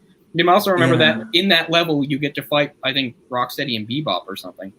Yeah. So some of the boss fights get shifted around. In the original arcade version, you only get to fight them in their dumb way, which is on the pirate ship. Or maybe that's what I'm messing up. I think they're on the pirate ship in the Super NES port, but in the original, it's somebody else, and it's worse. And there's a really bad fight because one of my favorite characters in all of Turtles, no matter what version we're talking about, is Slash. The evil crazy turtle. Slash is in the Super Nintendo version. He's not in the arcade version. In the in the Super Nintendo version, he's the end boss in the first that dinosaur stage, the million BC or whatever. Yeah. They have like the worst boss ever in the original arcade version, which is the one I own on PS3, which also has different music too. It's not as good music. Is that you just like this generic guy that's not in any of the fiction, who's like he can turn himself. He's like made of rocks. He can turn himself into like mud, and he moves around the screen as mud. Then he reforms himself, and he's impossible to dodge when he turns into mud. He just comes and knocks you off your feet. He sucks. He's horrible, and Slash isn't in the game at all. So. This is actually making something make sense to me. Then on Xbox, they released an anniversary edition or like a remake of Turtles in Time. Yeah, it's probably the same one I have on PS3. It's just a port of the original arcade version. That's right, and it's missing the levels. Like it's missing the Shredder fight. There's a different boss at the end of the dinosaur level. Yeah. And that sucked. Like, that Shredder fight was so much fun. Like, I was like, what is wrong with this game? So I actually haven't played, like, my favorite version, Super Nintendo version, in years. Like, if I ever go to Ryan's house again, it'd be nice if we could play it together. Well, because that's a game I know that's not, we're past the 8-bit, but I mean, talking about Turtles, that's the game we played the most. But yeah, 3 was really good, and 3 really felt like an accomplishment because it was long. It was longer than any of the others. It took a long time to beat. And there's a lot of sort of drama and gravitas to some of the late levels. There's this great level where you're on top of, towards the end, where you're on the roof of this building and you fight Toka at the end, the big snapping turtle. And he has and there's a big neon sign in the background. And he's got a move where he'll backhand you with his shield and he'll slam you right into it and you'll get electrocuted. It's awesome. Yeah. Considering, again, this is an 8-bit game. But I love that game and I miss playing it so much. But anyway, those super moves I said, you could do them by hitting A and B at the same time, but they would take away one of your power blocks. Which I hated. I thought that was so stupid. But the trade-off is if you were down to 1, you could do it as much as you want. So anytime you got down to 1, you could just go off and go crazy. So I guess it evened out. That was a great game. The 4-player attachment was called the NES 4-Score, released in 1990, and it really, I'm not seeing any familiar games on here other than the Nightmare on Elm Street game. I thought it was called the Multi-Tap. I played the multi-tap because how I played it was for my birthday, I think in 95, I rented Super Bomberman. And Super Bomberman, back then when you bought it, came with the multi-tap. And that's how we were playing it. So that's one of my great Super Bomberman. Maybe it has a different name. I don't know. I'm seeing the 4-Score here, and Bomberman 2 is compatible. And I know I bring this up out of nowhere all the time, again, about how much I love the game Earthbound and how much I can remember actually seeing it in Walmart and being mystified and not knowing really what it was and not buying it. I own it now, but not with the box or anything. But back in the day, its box was huge, so I always assumed it was a multi-tap game. It's not. It just came with a really big booklet and weird stuff. The Earthbound box is much bigger than the normal and Super Nintendo box. And for the longest time, I thought it was because it was multi-tap, but it's not. But anyway. Huh. All I'm seeing is the 4-Score, but maybe it was rebranded or a different name or something. But that's how I played with Super Bomberman. Did you ever play the Nightmare on Elm Street game? Because I actually didn't know there was a Nightmare on Elm Street game until I was looking at lists. Never played it. Thinking of like various licensed game. I remember on the NES playing like the very first Batman game. It was just called Batman, and I remember that being hard, run of the mill. Yeah, I didn't get very far in it. I mean, considering how difficult the games were, my limited time with some of them, and of course just my age, there's so many Nintendo games that I only played like the first 1 or 2 levels of and just never got to do anything else with, which is really too bad. The Batman game was another really stupid one. There would just be something flying in, the side scrolling, something would fly in on this level, and you have something else you have to jump over. It was just very, very basic game. And nothing like the movie, Yeah. Mm-hmm. But it took so many years to get anything like movies or comics or anything like with Batman, which we can talk about. But RoboCop game was garbage. I own that. I saved up my money doing chores over the summer and bought that terrible game. It was realistic in a way because you were slow as shit, but I mean, you just walk through a level and you just be like getting pumped full of bullets, like, and you could barely jump. I was like, I guess that's true to form, like RoboCop, but how am I supposed to do anything? Yeah, so I hated that game. That was another game that bombed my system out. Like, I think I could play like through the first level and then it would like kill my Nintendo. And so I never really played it because like I put it in and it seemed to break everything. So but a good one. Video store rental. Again, I think I only rented it once. Didn't have much time with it. I don't know how far I got. I didn't beat it though. But an actually pretty good one was they made, and this would have been a little bit later in Nintendo's, in the NES's lifespan. Maybe I guess sometime late in '92, maybe even early '93. They made an Alien 3 game, and it's pretty good. I enjoyed that game. I wish I got to play it. But, it's the same sort of thing you expect, sort of like side scroller, but it was pretty well done. And it was hard, but not as hard as some of this stuff. I certainly got more enjoyment out of it than the movie. I can tell you that. I had it on Game Gear. I don't know why. I mean, I saw the movie and I didn't like it, but I was like, I gotta have this game. Yeah, so quite a few Sega Genesis games were like reverse engineered as like 8-bit versions and put on both the Game Gear and the Master System. Right. So that's what a lot of the Master System's library actually is.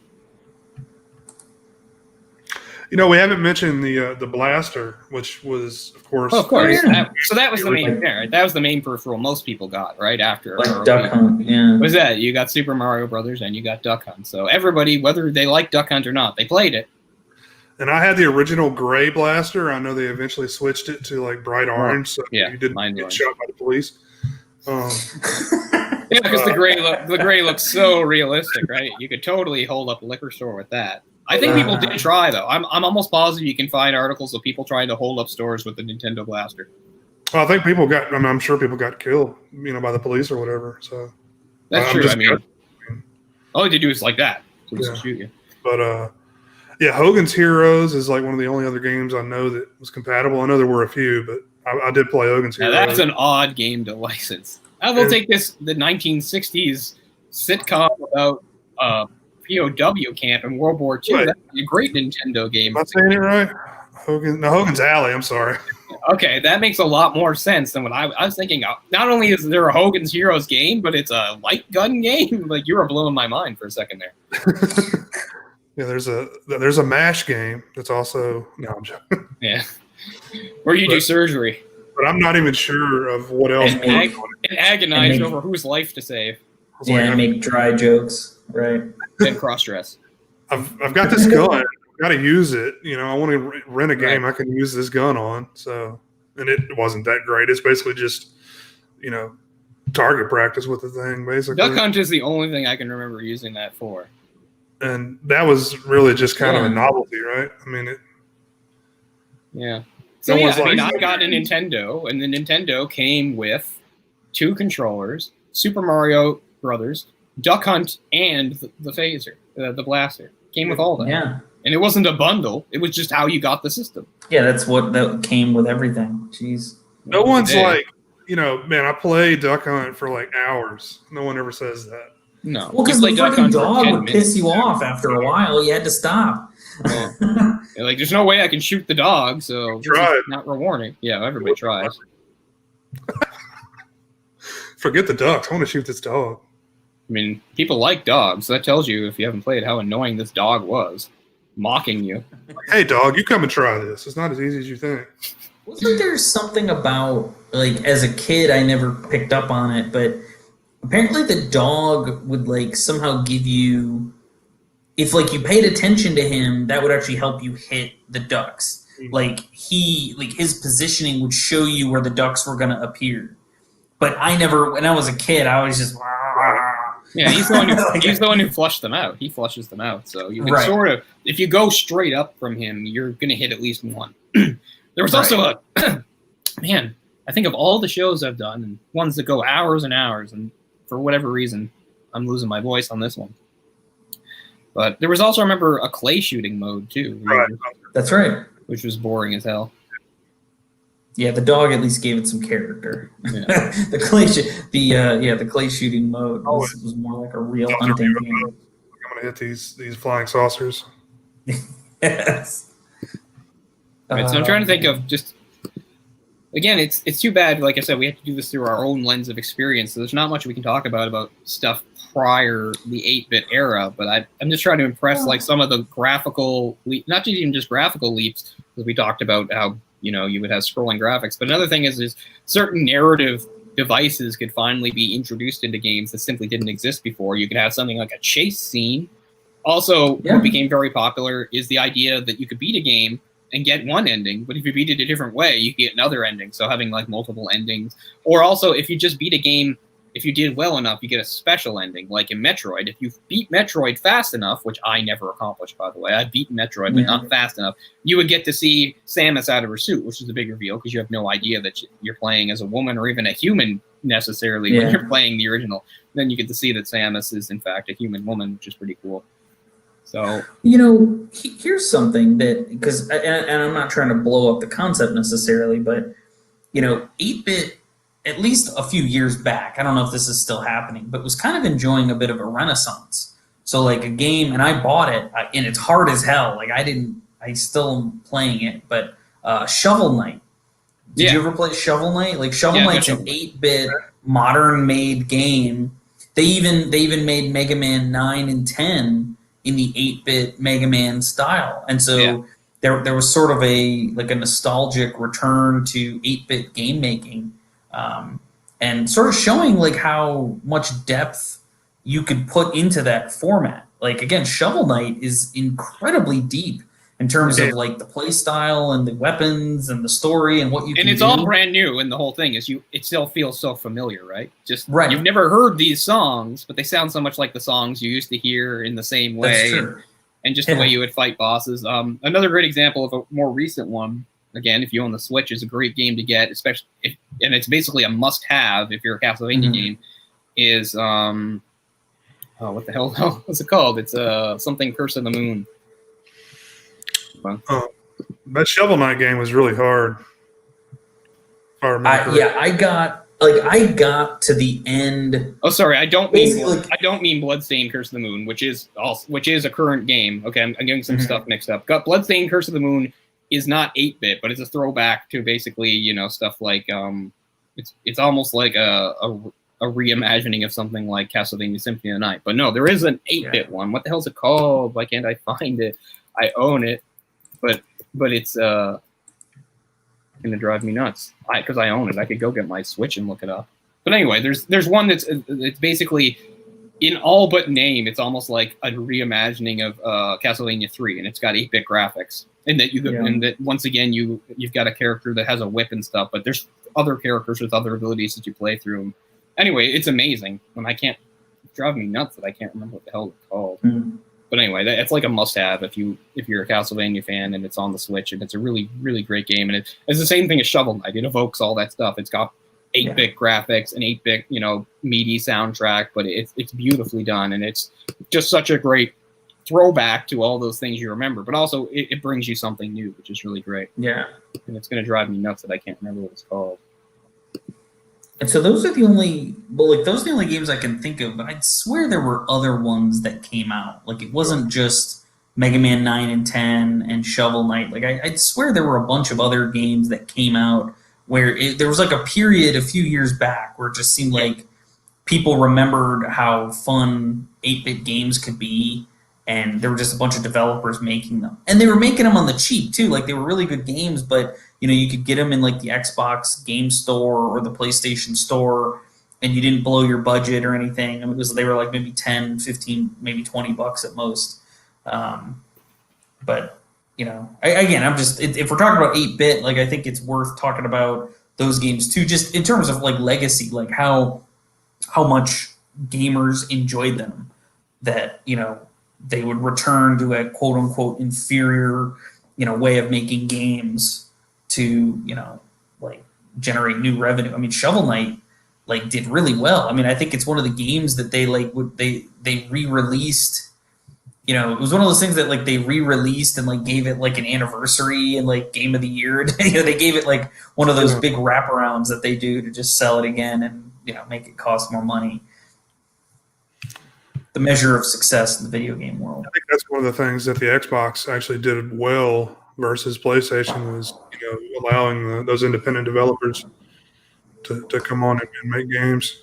Yeah, because I think the quality of the games on Xbox, like, it's Bloodstained Curse of the Moon is the one I was thinking. It's all right, I gotta check that's the same thing, because you have Ritual of the Night is the other one, but this is Curse of the Moon. Okay. Or is that even the full? I don't know. Yeah, it's something Curse of the Moon.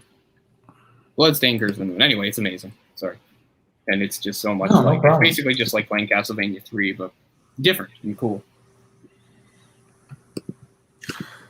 Just I've got a list of games that were really important when I was a kid that I played a lot. I was really into like beat 'em ups. Yeah, me too. Yeah, me too. I was into it too much. Like I said, there were other games I should have been focusing on, where instead I was just like, no, I want to play this stupid beat 'em up.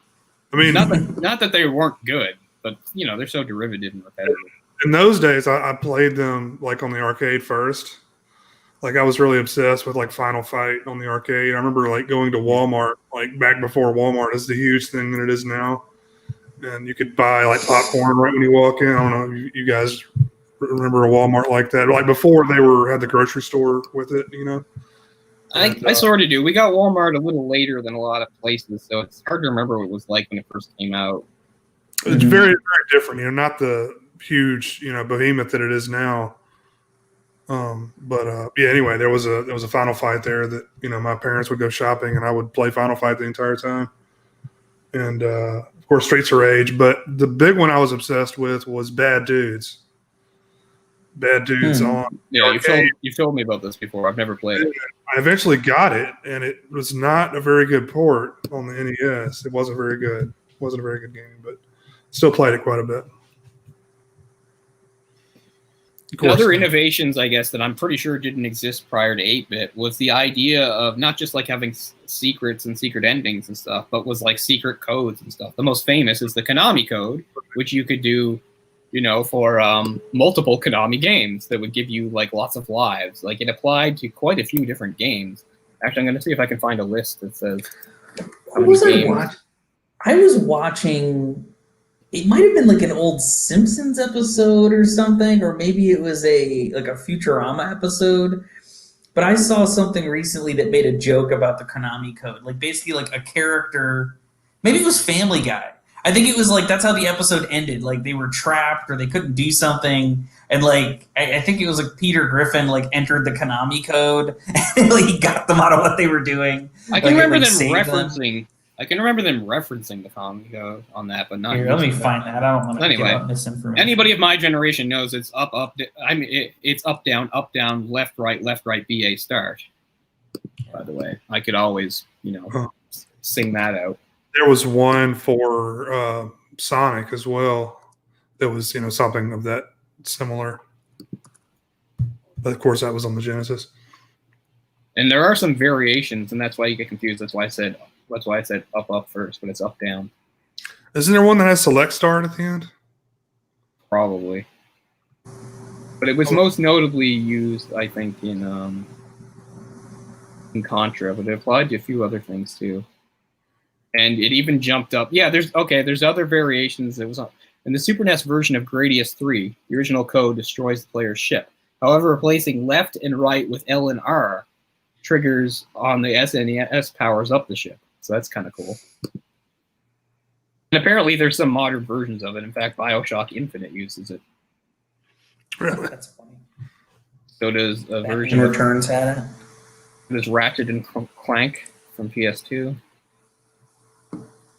So does even some version of Fortnite, some Battle Royale version of it. That's kind of cool. Did you guys play Wayne Gretzky hockey? Probably. I played yeah. most. I played most games. For me, the hockey game, the definitive hockey game of the NES era was Blades of Steel, and that's a game again I eventually owned. And that was just a fun, fast-paced game. And I think I talked about it before on the first show. I might have mentioned it. It's like it had fights would break out, and if you lost the fight, that meant your team was the team that had the penalty. They would take the loser to the penalty box, which I thought was always hilarious.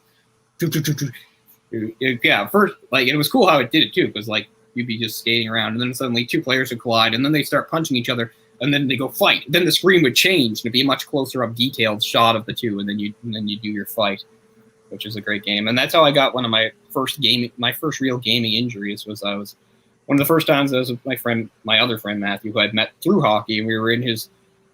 I don't know why the Nintendo was hooked up in his parents' room, but it was for some reason. So we were actually sitting on his parents' bed playing Nintendo with the TV in their room, and we were playing, I guess, some sort of like season version of it, or a tournament version. Anyway, the whole point was we were taking turns and we were making our way through.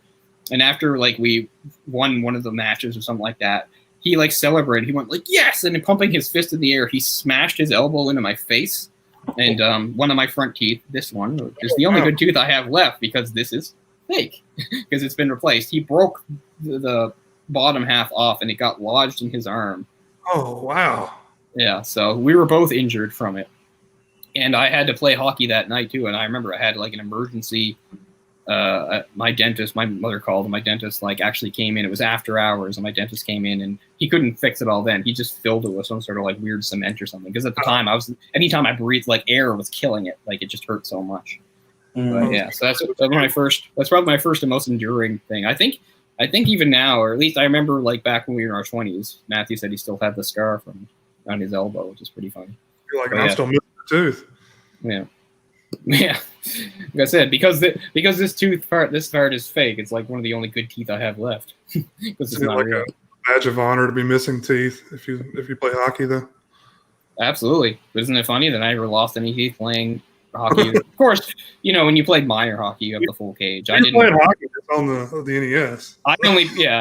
I only played hockey like with a visor like a couple times, like, and that was like pickup beer league stuff. So, nobody was really trying that hard or anything. So it's kind of weird. Of course, I mean, I guess I could have lost teeth when I reffed, because when I reffed, I also wore the visor, didn't have the cage. And I mean, I got hit with pucks all the time. That's just part of being a ref, but never in the face, luckily. Took some great ones in the back of the leg, though. Man, those sting. But that's true. Like, one of my enduring hockey injuries is from playing Nintendo hockey. The irony. Oh, yes. The irony. What about Top Gun? You guys ever play that? No. I never did. So that was like a flight simulator type? Terrible. Yeah. Probably one of the worst. I did play some flight simulator type. In fact, it was the same time that I remember I had a friend when I was in grade 3 and I was staying over at his house, and we rented 2 games. One was Mega Man 4. That was the first time I played Mega Man 4. And the other one was, I can't remember the name. It was a flight simulator type game. It was interesting because it was like it wasn't like showing your plane flying. It was like in the cockpit, right? And you would shoot at stuff. And the big thing was like your radar would like warn you if something was coming in from above you or below you or behind you. And it was kind of innovative, but I couldn't tell you what game that was. But it reminds me of a military game he owned. And I'm sure a lot of people know. It's the game Operation Wolf. You guys play that? I would definitely put that maybe in the top 20 or 25 of NES games. That was really fun. Third person where you're like watching the plane fly. The levels would change up what you were doing, like sometimes, but it often just involved like you'd be like maybe guarding a base and you'd be shooting from a tower, and guys and vehicles would come into the base and you try. It's hard to remember now, but I'm pretty sure the levels would switch up like your perspective and the stuff you were doing. I think sometimes you did fly. It's hard to remember now because I haven't played in so long, but that's pretty good. Flight of the Intruder, is that the one you were thinking of? That sounds right. There's a good chance it was that. Because that is a flight simulator. Yeah, definitely one of the most early and primitive of the flight simulators, which is not a genre I ever really got into, but it was an interesting game. This is for another show, but as I said, there was a whole thing during like the 5th generation, like PlayStation and Saturn and stuff like that, and that era PC, where mech simulators was a big deal for a lot of people.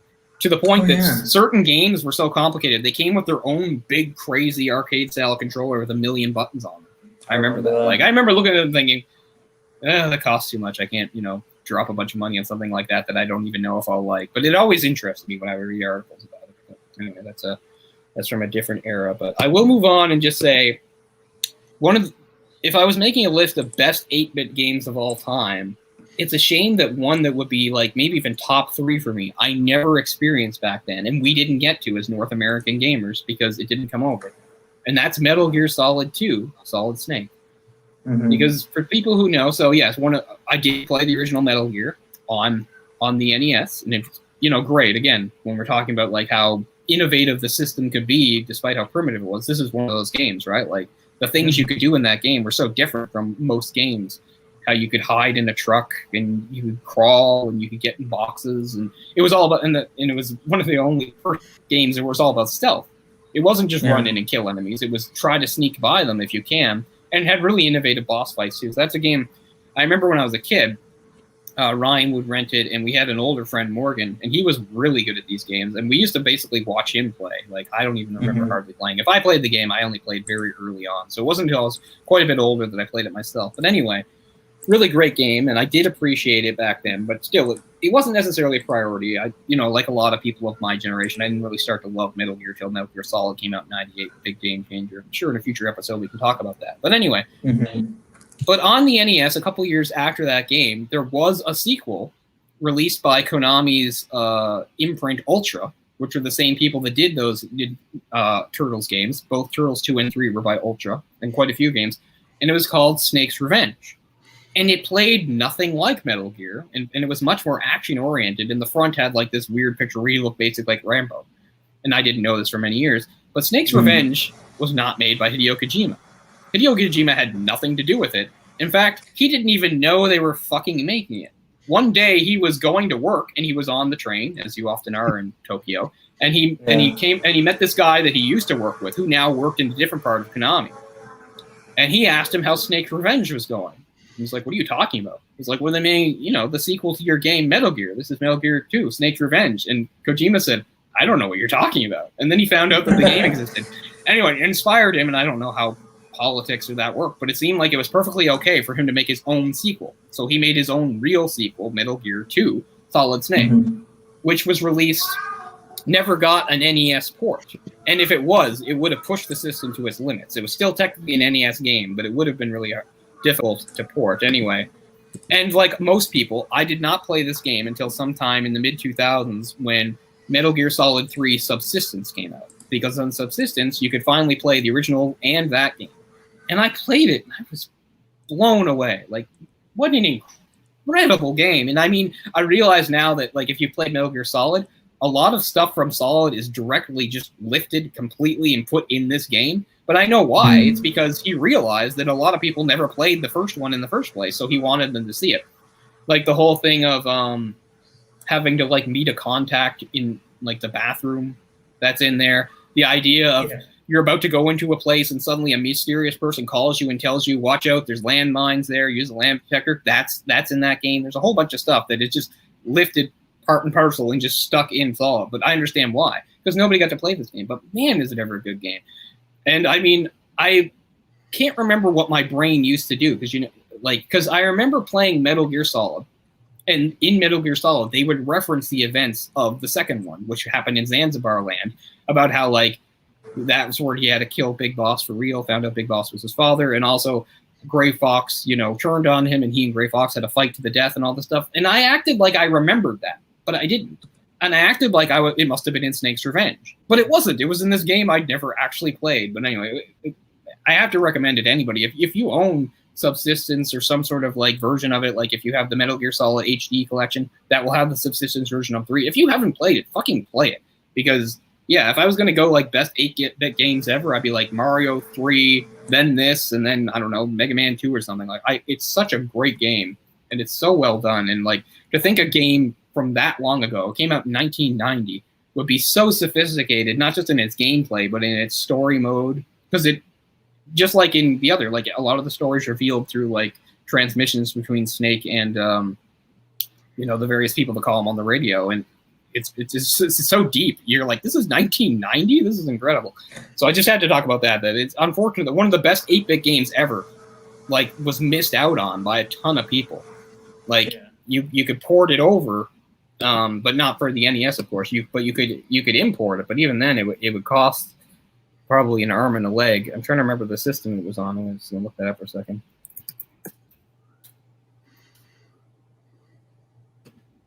The actual system it was on. Oh, it's the MSX2. That was the computer platform it was on. It was the MSX2. So, I mean, technically, if you lived in North America, you could own an MSX2. But I don't know if there was a North American release of it or not. Right. But anyway, it's a remarkable game. And once you play it, like Metal Gear Solid, the first one, makes a lot more sense to you. Like, oh, like so many of the concepts in this were just taken from this other game and just applied to a 32-bit game. But anyway, I just had to mention that because, I mean, if we're talking about the 8-bit era, that's one of the absolute best games. And it's just a tragedy that so many of us missed out on it back then. The other part, though, is, I mean, if they'd somehow made even a somewhat lesser port for it on the NES, like, it would have made all the other games of the era look like crap by comparison. But I will say that, yeah, so if you play the version that I played, which is included, on the PS3 release,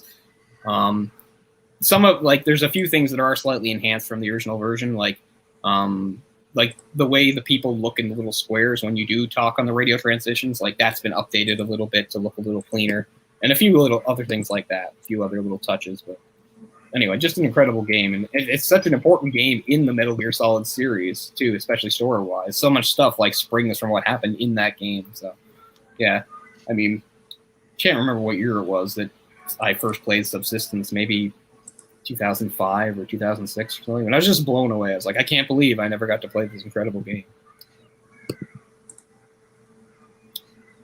But I'm just a huge fan of the Metal Gear series in general, of course. And even way back in 1990, Hideo Kojima was just such an innovator. I mean, nowadays he's a goddamn rock star, and he deserves it. But I'm just saying.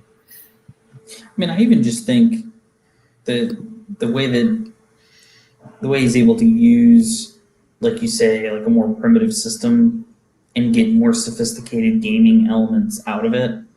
Like, there's sort of an artistry to that, like you have to appreciate.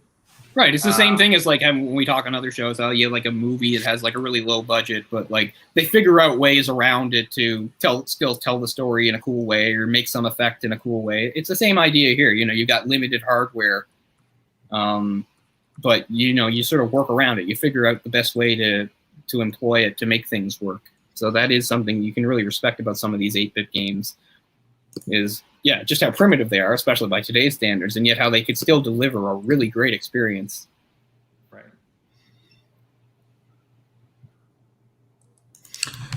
You guys ever play Mike Tyson's Punch-Out? Oh, yeah. Yeah.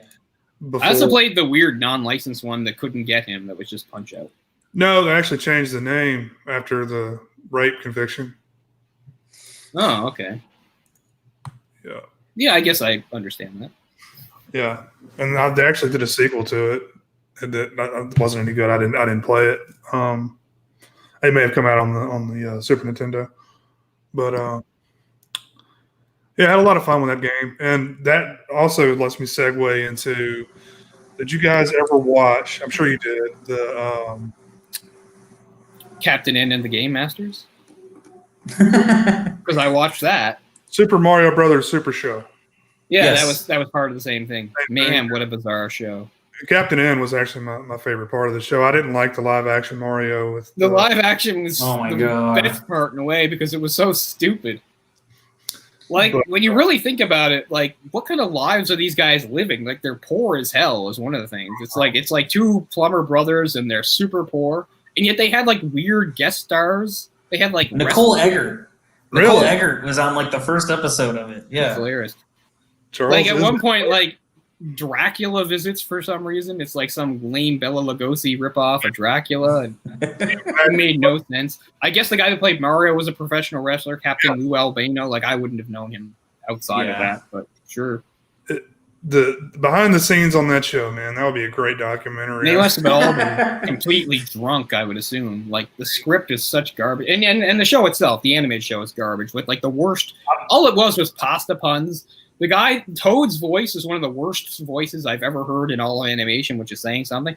He's like, "This is the way I talk, hey Mario, hey Luigi." Like, oh, nails on a chalkboard would be a symphony compared to that.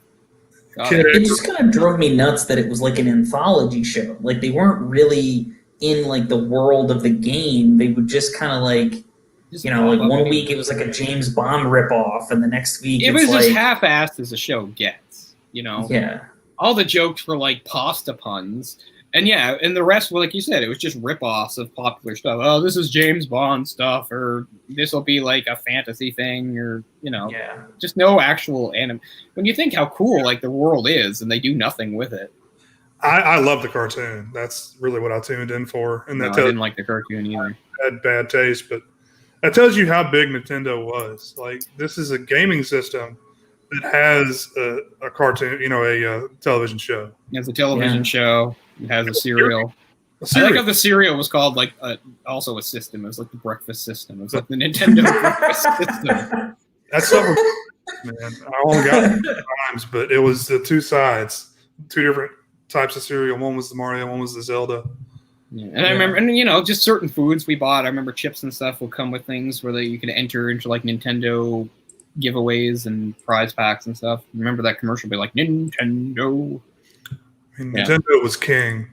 I mean, they wrote, as you said, like the 8-bit eras where it saved games, but it also, I don't think anybody anticipated that it would become what it did, because before the crash, a home console was just, something like a tiny percentage of households had, and nobody really talked about.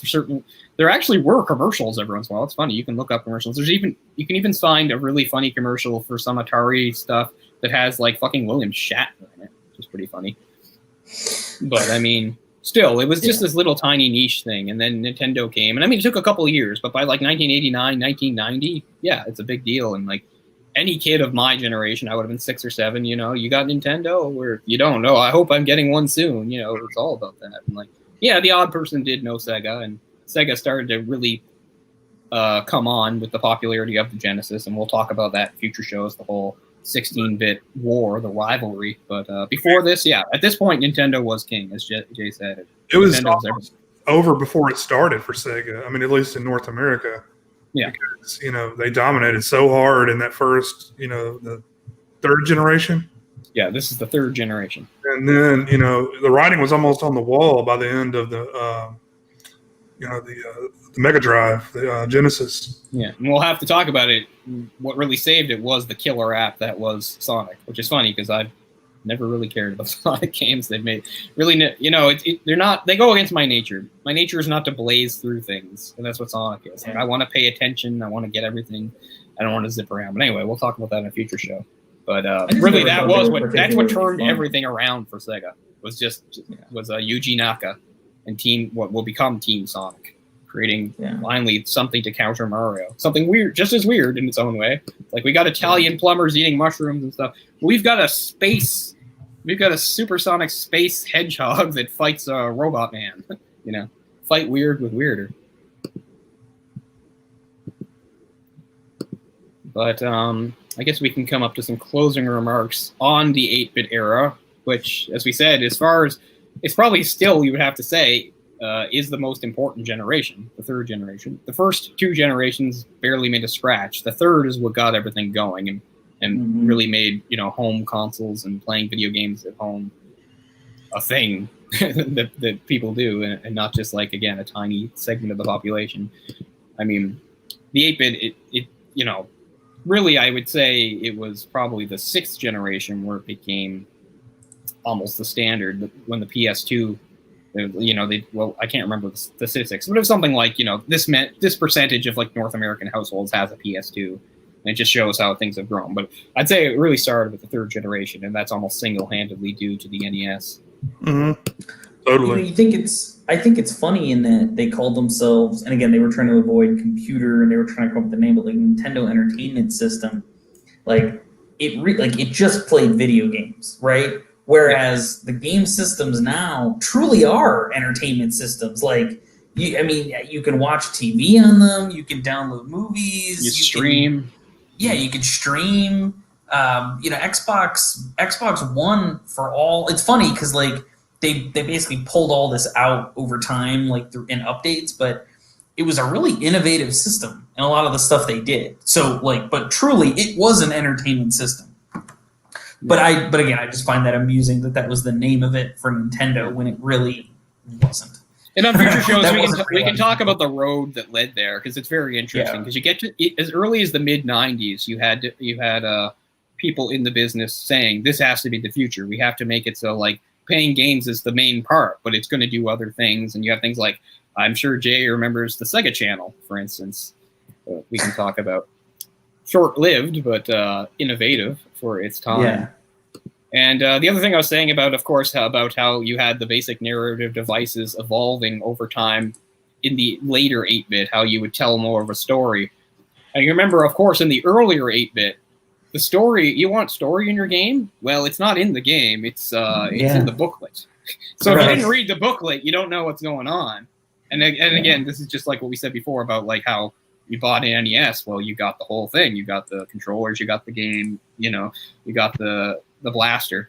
Back then, games came with these things called booklets, and they were long and they were detailed, and there was a lot of effort put into them because it was important. Because if you didn't read the booklet, you might have no idea what the game's even about or what's going on or how to do anything. Nowadays, games don't come with shit. Oh, I mean, like I remember renting games, and sometimes it would have a booklet, sometimes it wouldn't, and I was like, "What do I do? I don't. What's the what?"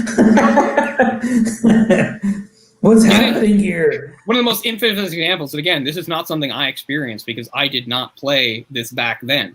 But if you were somebody that either bought or rented, I forget what it's called. I keep wanting to say Earthbound, not Earthbound, Star Tropics. There's a part in that game where you need the booklet, and it's really convoluted. Like, I think you have to take a part of the booklet and put it in water or something. It's something really weird where, it's something like part of it is like you're looking for your uncle or something, and he was like a scientist, and he's leaving you like messages so you can try to pick up his trail. And one of the things is like this coded message, and it relies on specifically something in the booklet, and I think you have to tear a page out and put it in water. It's really, I mean, most people that rented the game, they weren't going to have that option at all. They actually make reference to that in one of the Metal Gear Solid games too. In the later one, where he says something like the information should be on the slipcase or the disc case or something like that, which is a reference to something again that's in the game I mentioned, Solid Snake, the second one, where it was something like a frequency or something was only available like in the booklet or something, but in the subsistence version they do something to include it, so that just like now, like when I play Star Tropics. If you get it, there's something like there's like a digital booklet or something you can. Anyway, there's a way to access it, but in the original game, it wasn't something you did in the game. It was something you physically had to do in the real world, or you were shit out of luck. And as Jay said, what were your options? Well, maybe a Game Genie, and of course, there was what was featured also in the movie The Wizard, which we will talk about on the show. Is that Nintendo hotline? Huh? Kids were like paying like whatever it was a minute because they're like, I don't know what the hell to do in this game. Help me out, somebody, and they'd have a Nintendo hotline. Can you imagine? I wish that would totally have been a great job. I wish if I was an adult back then, that would have been an awesome job. My dad would have choked me out if I called anything like that. Like Homer Simpson. Wait, what are you calling? Who is this? Ask your parents' permission. It's like I can't get past level 6. I need to know. God, and like Nintendo, you know what so I had like an old Nintendo Power that was about like Super Mario Brothers 3 that featured like the whole thing was dedicated to it, and it had like a walkthrough for the whole game, except Bowser at the end. I always remember, like, basically the whole thing like leads it. It's like, and then it's like, and this is the final door.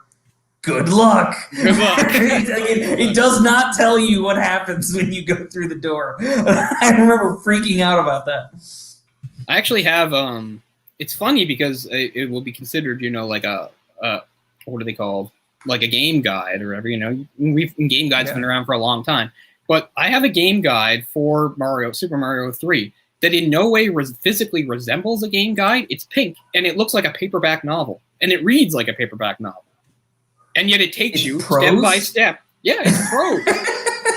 it's written like a novel, and it takes you. But it is a game guide. It doesn't have pictures or anything, it doesn't. I can't remember, but I owned it back in the day. I should have looked for it. It's probably still in my parents' house somewhere. Yeah. But I'll try to find it or get them to find it in the future, because it's a hell of a thing. It tells you literally everything, including secrets that's in Mario 3. But it's bright pink because I guess that's the era, and it's just an ordinary like paperback novel. And the game is prose. It's not like photos or screenshots or anything. It's just somebody writing it out. It's pretty funny. I can't remember what it's called either, but it's probably just called like the Ultimate Guide or the Guide or something to that. But yeah, so that's another thing that like younger viewers who didn't experience this back then, like that I would like us to impart is like there's some things that came along with the generation that you don't even think about now. Something like that, like how important the booklets were. How unreliable the system could be. Eric and I were joking before we went on air. It's like, everybody's experienced like a game not working. So take it out and blow on it and see if that does anything. And probably blowing on it didn't help at all. It might have even made things worse. It was really about making a better connection and getting it in there. But then, which is, I'll admit, I kind of suspected that all along, even as a kid. But, I remember glue on it. Cleaning the contacts with alcohol. Maybe I had seen that somewhere. Yeah. With like a the same thing. Q-tip and alcohol. I think everybody knew. Sorry, go ahead. We bought a thing once where basically what it was like you would like so you'd treat this receiver and it was like alcohol or some solution, and then you'd stick the game in it, and you were supposed to like stick it in and take it out and stick it in like to clean the lead on the inside of the cartridge. Who knows if that did anything? I don't remember the game playing any better. It's like you remember the tapes you would put in your VCR to clean the heads or whatever? Did that even work? I mean, I never even, that may do more damage than anything. Yeah. But we definitely did it. Yeah. I guess this isn't in everybody, but it feels to me like everybody knew somebody that at some point took apart their NES, because I've seen the NES completely taken apart, because I had at least one or two acquaintances, maybe not friends, that like once they got their Super Nintendo or Genesis or whatever, they're like, I don't know what to do with this thing. I'll take it apart and see how it works. So I've actually seen in detail, not just pictures online, but physically, something I would never do. I've never have done it, and I wouldn't do it now either. Not even with an online tutorial, I wouldn't do it. I was guilty of this for a while. It's like when the new thing came out, fuck this whole thing. And I wish I hadn't done that, because I lost a lot of my stuff. That's at least one sin I didn't commit back then. Because, there was a couple of my friends, I remember, as soon as he got a Super Nintendo, he sold a bunch of his NES game and outright gave me a couple. And I know we want to wrap up here, but I'd be remiss if I didn't mention a game that I own, that I no longer own, don't know what the fuck happened to it. But even in the pantheon of how hard so many Nintendo games were in the NES, like unforgiving things like Contra, the early Castlevanias, like Castlevania, speaking of stuff of like not knowing stuff, Castlevania 2 had a part where like the booklet sort of tells you what to do, but it in no way, like, I have no idea what makes any sense. That thing where you have to like go to a certain part of the map, because Castlevania 2 was like Metroid. It wasn't stage-based. You can move around. You go to a certain part of the map, and when there's like a moon and you had to like duck and like kneel down. Anyway, it's ridiculous, and that's the only way to advance. But Simon's Quest, right? Yeah, Simon's Quest. That's right. But anyway, even taking into account so many games, we even use the term Nintendo hard. One of the hardest of all time was Battletoads. I was gonna say, yeah. A side-scrolling beat 'em ups. You're like, well, how hard could it be? Well, it didn't just do side-scrolling beat 'em up stuff. It did some other weird stuff. Like there's a level where you're just falling, and you have to jump from like rock to rock and fight guys as you're falling. But everyone remembers is there's like those weird, I don't know, those jet ski type things that you drove, right?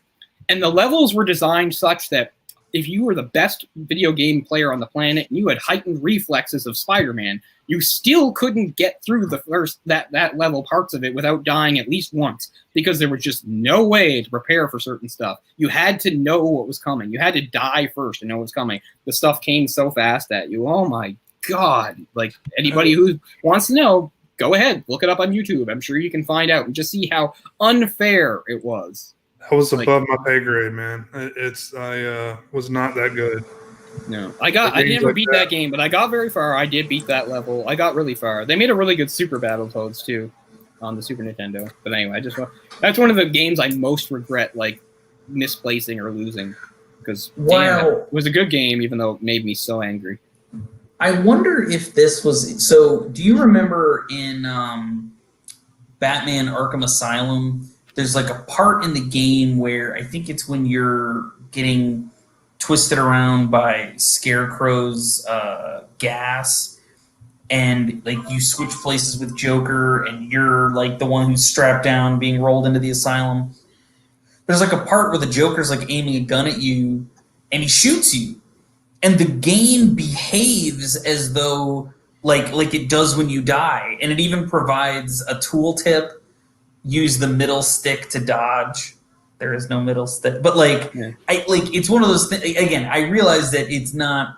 That's just the game progressing. You don't actually have to die. It's different than. But like, there's a part of me that wonders if something like that is inspired by that concept of, like, you had to actually die in order to progress. Like, it's something you would only know in that special circumstance. I mean, I don't know. Maybe that's it's possible. Maybe that's I mean, again, going back to Metal Gear, the Metal Gear had a few things like this in the original. In the first Solid, remember, you couldn't beat Psycho Mantis until you figured out, almost nobody did, that you had to like take your controller and put it into the second port, and that way he couldn't read your mind, and now you could finally fight him. It's a great bit too. Because before you didn't know that? I did not know that. Okay, so yeah, again, this is PlayStation 1, so no wireless controllers. So you've got port 1 and port 2. So yeah, when you fight Psycho Mantis, he's flying around the room and using his telekinesis to throw furniture and shit at you, and you're unloading every weapon you have at him, and you can't hit anything. And eventually what happens is, because there's no way of figuring it out, I don't think, somebody eventually, like, after you get pummeled or die a few times, the game takes pity on you, and like in one of your radio conversations with somebody, they like suggest you try it. So that's what it is. You unhook your controller, put it in the second slot. Now he can't read your mind. Oh, wow. And that's how you beat him. Also, that's earlier cool. In that thing, he reads your memory card too. And obviously, if there's no Konami games on, he has nothing to say. But if there's Konami games on, he recognizes it. Like, for me, he's like, "You like Castlevania, don't you?" Because Symphony of the Night was on there. So, and I know he references at least a couple other Castlevania, at least another couple existing PlayStation 1 Konami games. So yeah, so some interesting, innovative stuff there. And of course, in 3, there's a whole bit where early in the game, they tell you've got a fake death pill to take to like fake death. But the thing is, you have like a special like revival pill that you have to take at a certain time, otherwise you'll die for real. And you forget all about it as the game progresses. And then there's the part where after you do the whole thing, just like in the scene of The Fugitive, where Harrison Ford gets confronted and jumps off. You have that kind of scene. You get confronted in the tunnel, and then you jump off and you hit the water, where like it's clear that you're unconscious and drowning. And because anytime you do your radio, everyone's like, "Snake, wake up, Snake, answer me, Snake." And then you're going down the river and you see all the ghosts and the Sorrow's there. And once you get to the end, just out of nowhere, the Sorrow kills you. And it seems like there's nothing you could do. You can't hit him. You can't dodge his attack. What are you supposed to do? And it goes to the game over death screen. And if you just say, okay, then you go back and start over. And you can do that until Doomsday.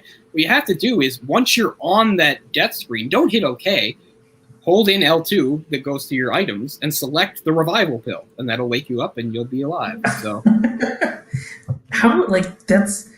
it's interesting as I find this stuff. It's sort of like, how would you know to do, like, where do you get the clue to do that? Like, in those again, usually I don't know if anybody figures out beforehand. Eventually, the game sort of takes pity on you, and somebody like mentions it. I can't remember exactly how I did it. Yeah. I know for a fact with the Psycho Mantis one, they just told me. They were like, "Why don't you try this?" I was like, "What?" The other one, I don't remember anybody telling me it. I figure it out, but I know I died quite a few times the first time too. So it's stuff like that gets played with in certain games where, like, yeah, it's like you're dead, but you're not actually dead. Like, figure something out. Don't go along with it. Just like how it's not as important, but in the second game, they'll fake out your death. But in that one, you won't really die anyway. They just act like it is. Remember in 2, when they're doing all that stuff and you're inside and GW and all the AI is going fuzzy and Campbell's talking and nonsense to you and stuff. And then, yeah, at one point it'll be like the death screen will come up, but you're not really dead. Instead of mission, it'll be like fission mail, you know. But you don't actually have to do anything in that. All you have to do is ignore it. Yeah. The other one, you actually have to do something, or you won't progress in the game. That's cool. But anyway, yeah, I wanted to bring up Battletoads because that's definitely a memorable game, not just for its content, but also because my own personal experience with it. I did experience the crushing, unforgiving difficulty of that game. And of course, there's other stuff we didn't touch on. Like there's various 8-bit RPGs that I was not an RPG gamer yet, so I only played them years later. But I mean, the first Final Fantasy. I never played too far into the first Final Fantasy, which Ryan either owned or rented at some point, so I did play it that way. But nowadays, I've beaten it in sort of a slightly enhanced version that came out on like the Game Boy Advance or something like that. Mm-hmm. But I mean, the earliest RPGs, that's when they. I mean, you could define RPGs in different ways. You could say the real first RPG is that game called Adventure, which came out in like 1980 on one of the Ataris, where you're just like a weird dot moving around a maze. And that was actually one of the first games to have an Easter egg. Like there was a hidden room in that game that would have like, I don't know, like the game designer's like signature or something written on the wall or something. Something like that. But yeah, a lot of these games I actually played on the Game Boy instead of on the NES. Yeah.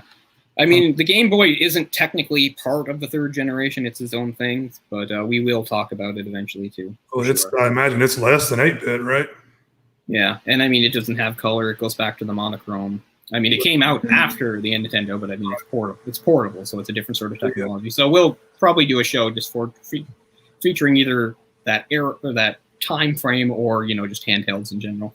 We can certainly talk about the Game Boy and its many successors. And the Game Gear actually ran on the same hardware that the Master System did. So yeah, that's why, as I said, they had quite a few ports of Genesis games that came out on the Master System and the Game Gear, and they were identical, basically. That's how that would go. One game that I still have, NES game, is you guys may have never heard of this one before, but it's TNC Surf Designs. I've heard of it. I've never played it. How huge like skateboarding and extreme sports were getting more and more popular. You know, I was all about skateboarding. I was terrible at it, but you know, obsessed with the whole culture around it. So, yeah, this game you could either skateboard or surf. Yeah. It had a lot of that culture infused into it, right? Like, did you use like the slang and stuff? Yeah, I did play it actually. Now that I come back, like it had a lot of that slang and stuff going on. Very much the bright colors and stuff of the time. Yeah, I don't really remember the circumstances, but I definitely did play it. Let's see.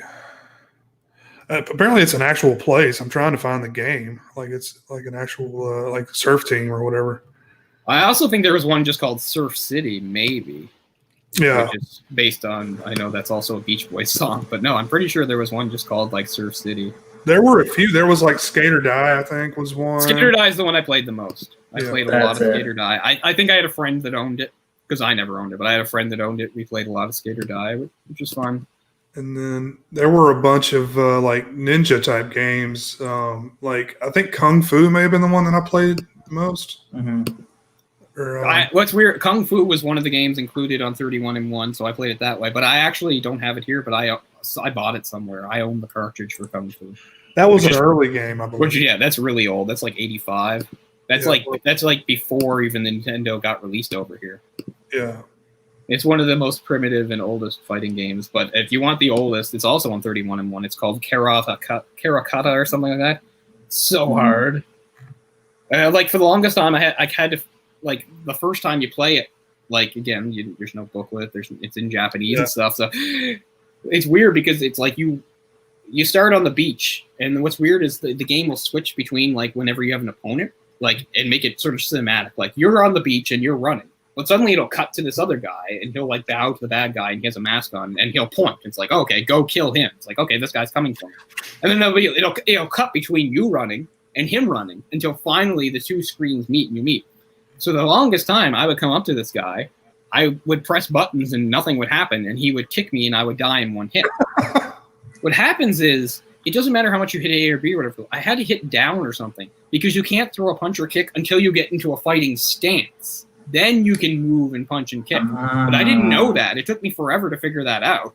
And you can literally, if you're not in a fighting stance and you take a hit, you're dead in one hit. But yeah, so that was a crazy game, and it was super difficult. I did not get far into it. I mean, I at least beat that first guy, but man.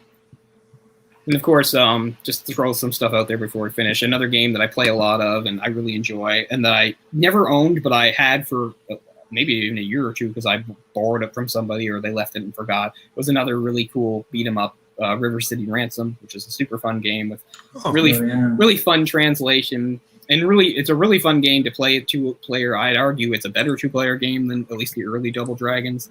One of the fun aspects of that game is you can literally stand on each other's heads for no reason. You can jump and land on your player's head, and I mean, it's not practical, but if you like inch yourself, move forward, and he moves at the same time, you can move like a human totem pole. It in no way helps you fight or anything. But that was a hard game to figure out in a way, too, because you didn't just go forward and beat people up. Because if you did, you get to a certain point where nothing happened. Because there were parts of the screen where you had to like go up and into other parts, because if you didn't beat certain bosses, other areas didn't open up. It was also cool because there were sections where you would go into towns, and then it was almost like an RPG. You would buy stuff, and you had to upgrade your moves, and you could buy stuff to like make yourself more powerful, like give yourself more stamina and stuff. But it was funny too, because every guy you fought, actually a name would come up on the screen, and they would say something when you beat them, and it would repeat because there was only so much stuff. And this is if you read one of my favorite comics, Scott Pilgrim, which was heavily inspired by video games. One of the main games it was inspired by was River City Ransom. There's a whole part at the beginning of the show about a flashback how he had to save his girlfriend, which is the same thing. He had to go into this high school and fight his way to the girlfriend, same thing. And when he's knocking guys out, they're saying stuff like "barf," which is from the game. Like that's what they would say, which is really hilarious. I've played this game before. I guess I must have rented it or something. Again, it's on Nintendo Switch Online if you want to play it, if you get a Switch at some point or whatever. Switch Online is definitely worth owning, by the way. It's $24.99 for 1 full year and access to all that stuff, so that's pretty good. Might even be cheaper in American dollars, I don't know. But anyway, it's one of the games that's on there that's really fun, so I've enjoyed playing. In fact, I've been playing it with this controller, which is a lot of fun. Playing it with this controller and some of the Castlevanias, because I own the Castlevania, are really rewarding and fun to play with these controllers. These are special controllers you have to order, and you have to prove that you're a member of Nintendo Online first. Anyway, they had a special 50% off sale, and I got it. I still need the Super Nintendo ones. I'm dying to get those. This is basically turned into a Nintendo show, because I know that's kind of all of our wheelhouses. Yeah. But I wish I'd played more Master System, but I just didn't get the opportunity. I mean, I've always been fascinated with it. I'd buy one in a heartbeat, I can tell you that much. And as far as like the earlier stuff goes, like I said, I played some Atari, can't remember what it was, played in television for like one evening. And I did play the legendary Pong, so that's pretty cool.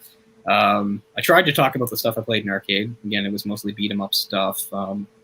I probably played Galaga in the arcade at some point. I remember playing Defender in the arcade, so if you want a really old-school game, that goes back before the third generation, Defender's one of those games. I don't think I ever played Donkey Kong in the arcade, but, I have experience with various Donkey Kong games. But yeah, this, as we said, based on our own experiences, all this is 8-bit and everything before, it's really the 8-bit that we have experience with because of our age and experience, and it's really Nintendo that dominated, so a lot of it is the NES. But I think we've covered it pretty well. It's not like we won't ever talk about old games again going forward, but definitely got into stuff I wanted to get into, especially about Metal Gear Solid 2, Solid Snake, which is, again, one of the greatest 8-bit games, and a whole bunch of people like us didn't get to play it back in the day. But if you own Subsistence or a collection that has Subsistence, you can play it now, and I would highly, highly recommend it. It's mind-blowing, but yeah, and I mean, the other thing I think that comes across is just, as I said, what an interesting and great library of games the NES had. Yeah, it was a game for whatever you were into. Yeah, because as we said, there were so many games that were so derivative, and yet there were so many games that were completely unique and interesting. Because especially when you had like any kind of licensed game, it was kind of the same sort of thing. It wasn't very much like the movie or show it was on, but it was side scrolling. They had to come up with some stuff, but there were so many games that were completely different from that, and I'm glad I did get to play a lot of them. I mean, there's still definitely a bunch I missed out on too. Into this day, wish I could play. And then there were some I missed out on back in the day, but got to play later, like in the case of something like Star Tropics, which really is a great game. I'm really glad I got to play it. But yeah, there really was something for everyone, which is really impressive when you just consider the limitations of the hardware at the time. Yeah, there's bad dudes. The diversity of the games was strong. Like, it wasn't all... if you think there's kind of a complaint about games today, shooters are very dominant, fighting games are dominant. There's not a real diversity of video games now, or at least AAA titles. Yeah, right. Not the big innovative. Right. There's some innovative stuff like in the game stores. Maybe you have a game like. Oh God, the name escapes me. But the one where it's basically like the entire galaxy, like you can sort of like explore the universe. Yeah. What's that? Open Sky or something like that? One. It's either No Man's Sky or One Man's Sky, something like that. I think it's No Man's Sky. No Man's Sky, yeah. I mean, technically, like I think it is like first person, so like ostensibly it's kind of like a shooter, but just the concept of, you could sort of explore the universe, just get in a spaceship and fly around and do stuff. Like, that's really cool to me. I always thought that was a neat concept when I was first reading about it. But anyway, the Nintendo, I think, had, because it seemed like anybody could really develop for it, and they did, whether they were supposed to or not. Exactly. Like, you have like a diversity of games that you don't really see that anymore. So it just makes for an interesting catalog. Oh man, Gauntlet. I forgot about Gauntlet. So that was a really good arcade port. I don't know if you guys remember Gauntlet, but Gauntlet was like a swords and sorcery type game, but it was like a side-scrolling beat-em-up, and it was one of the games where in the arcade you could be like 4 players.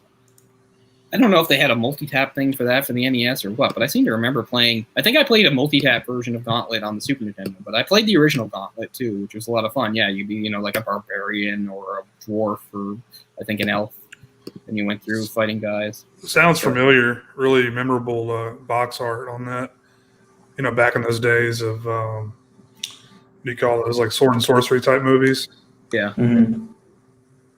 And of course, the system had various shooters like Gradius, which I played a bit of. But there were definitely others. Like I said, I own 1941. I think that had a sequel, 1942, same sort of deal, where you were a World War II plane flying around. There was a Karate Kid game, but I never played it. Yeah, it was basic.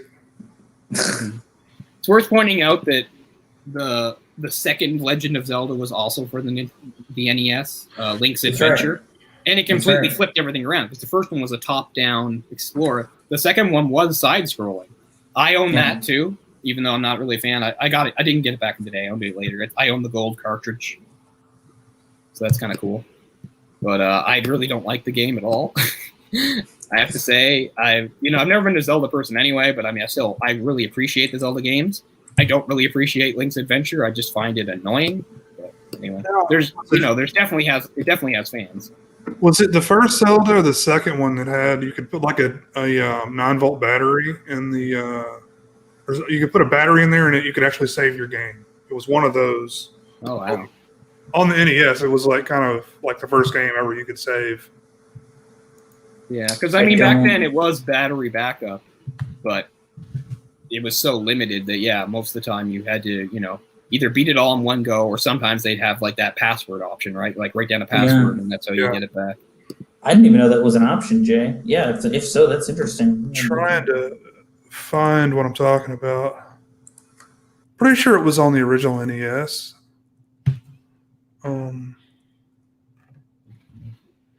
Yeah, it was Zelda 2. Oh, it was Zelda 2. That's pretty cool.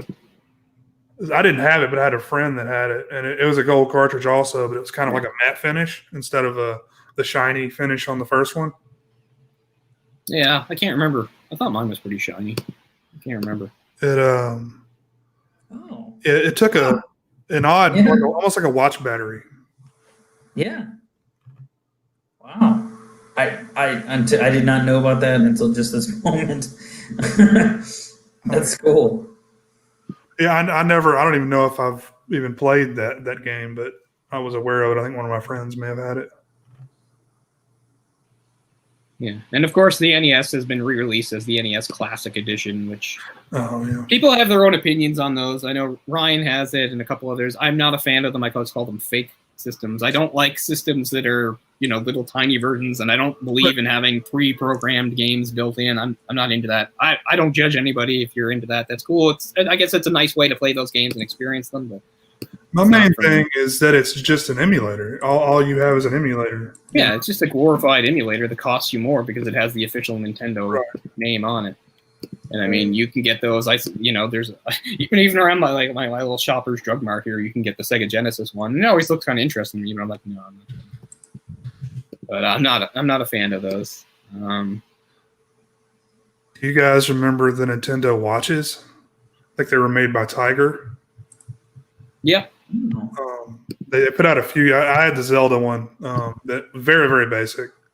But I remember. I think maybe 5th grade. That sounds kind of late, but yeah. I think I'm playing it in class, but it's basically just moving through a dungeon. Crawler. The last official Nintendo game was a port of the Virgin Interactive The Lion King. It was released in 1995. Holy shit! That was in PAL though, right? That's right. PAL exclusive port. Yeah, it was still pretty impressive. But a remarkable system and a remarkable time, as I said. Like if you're picking, I don't even know what generation we're on now. I think we're on like the 10th generation or something.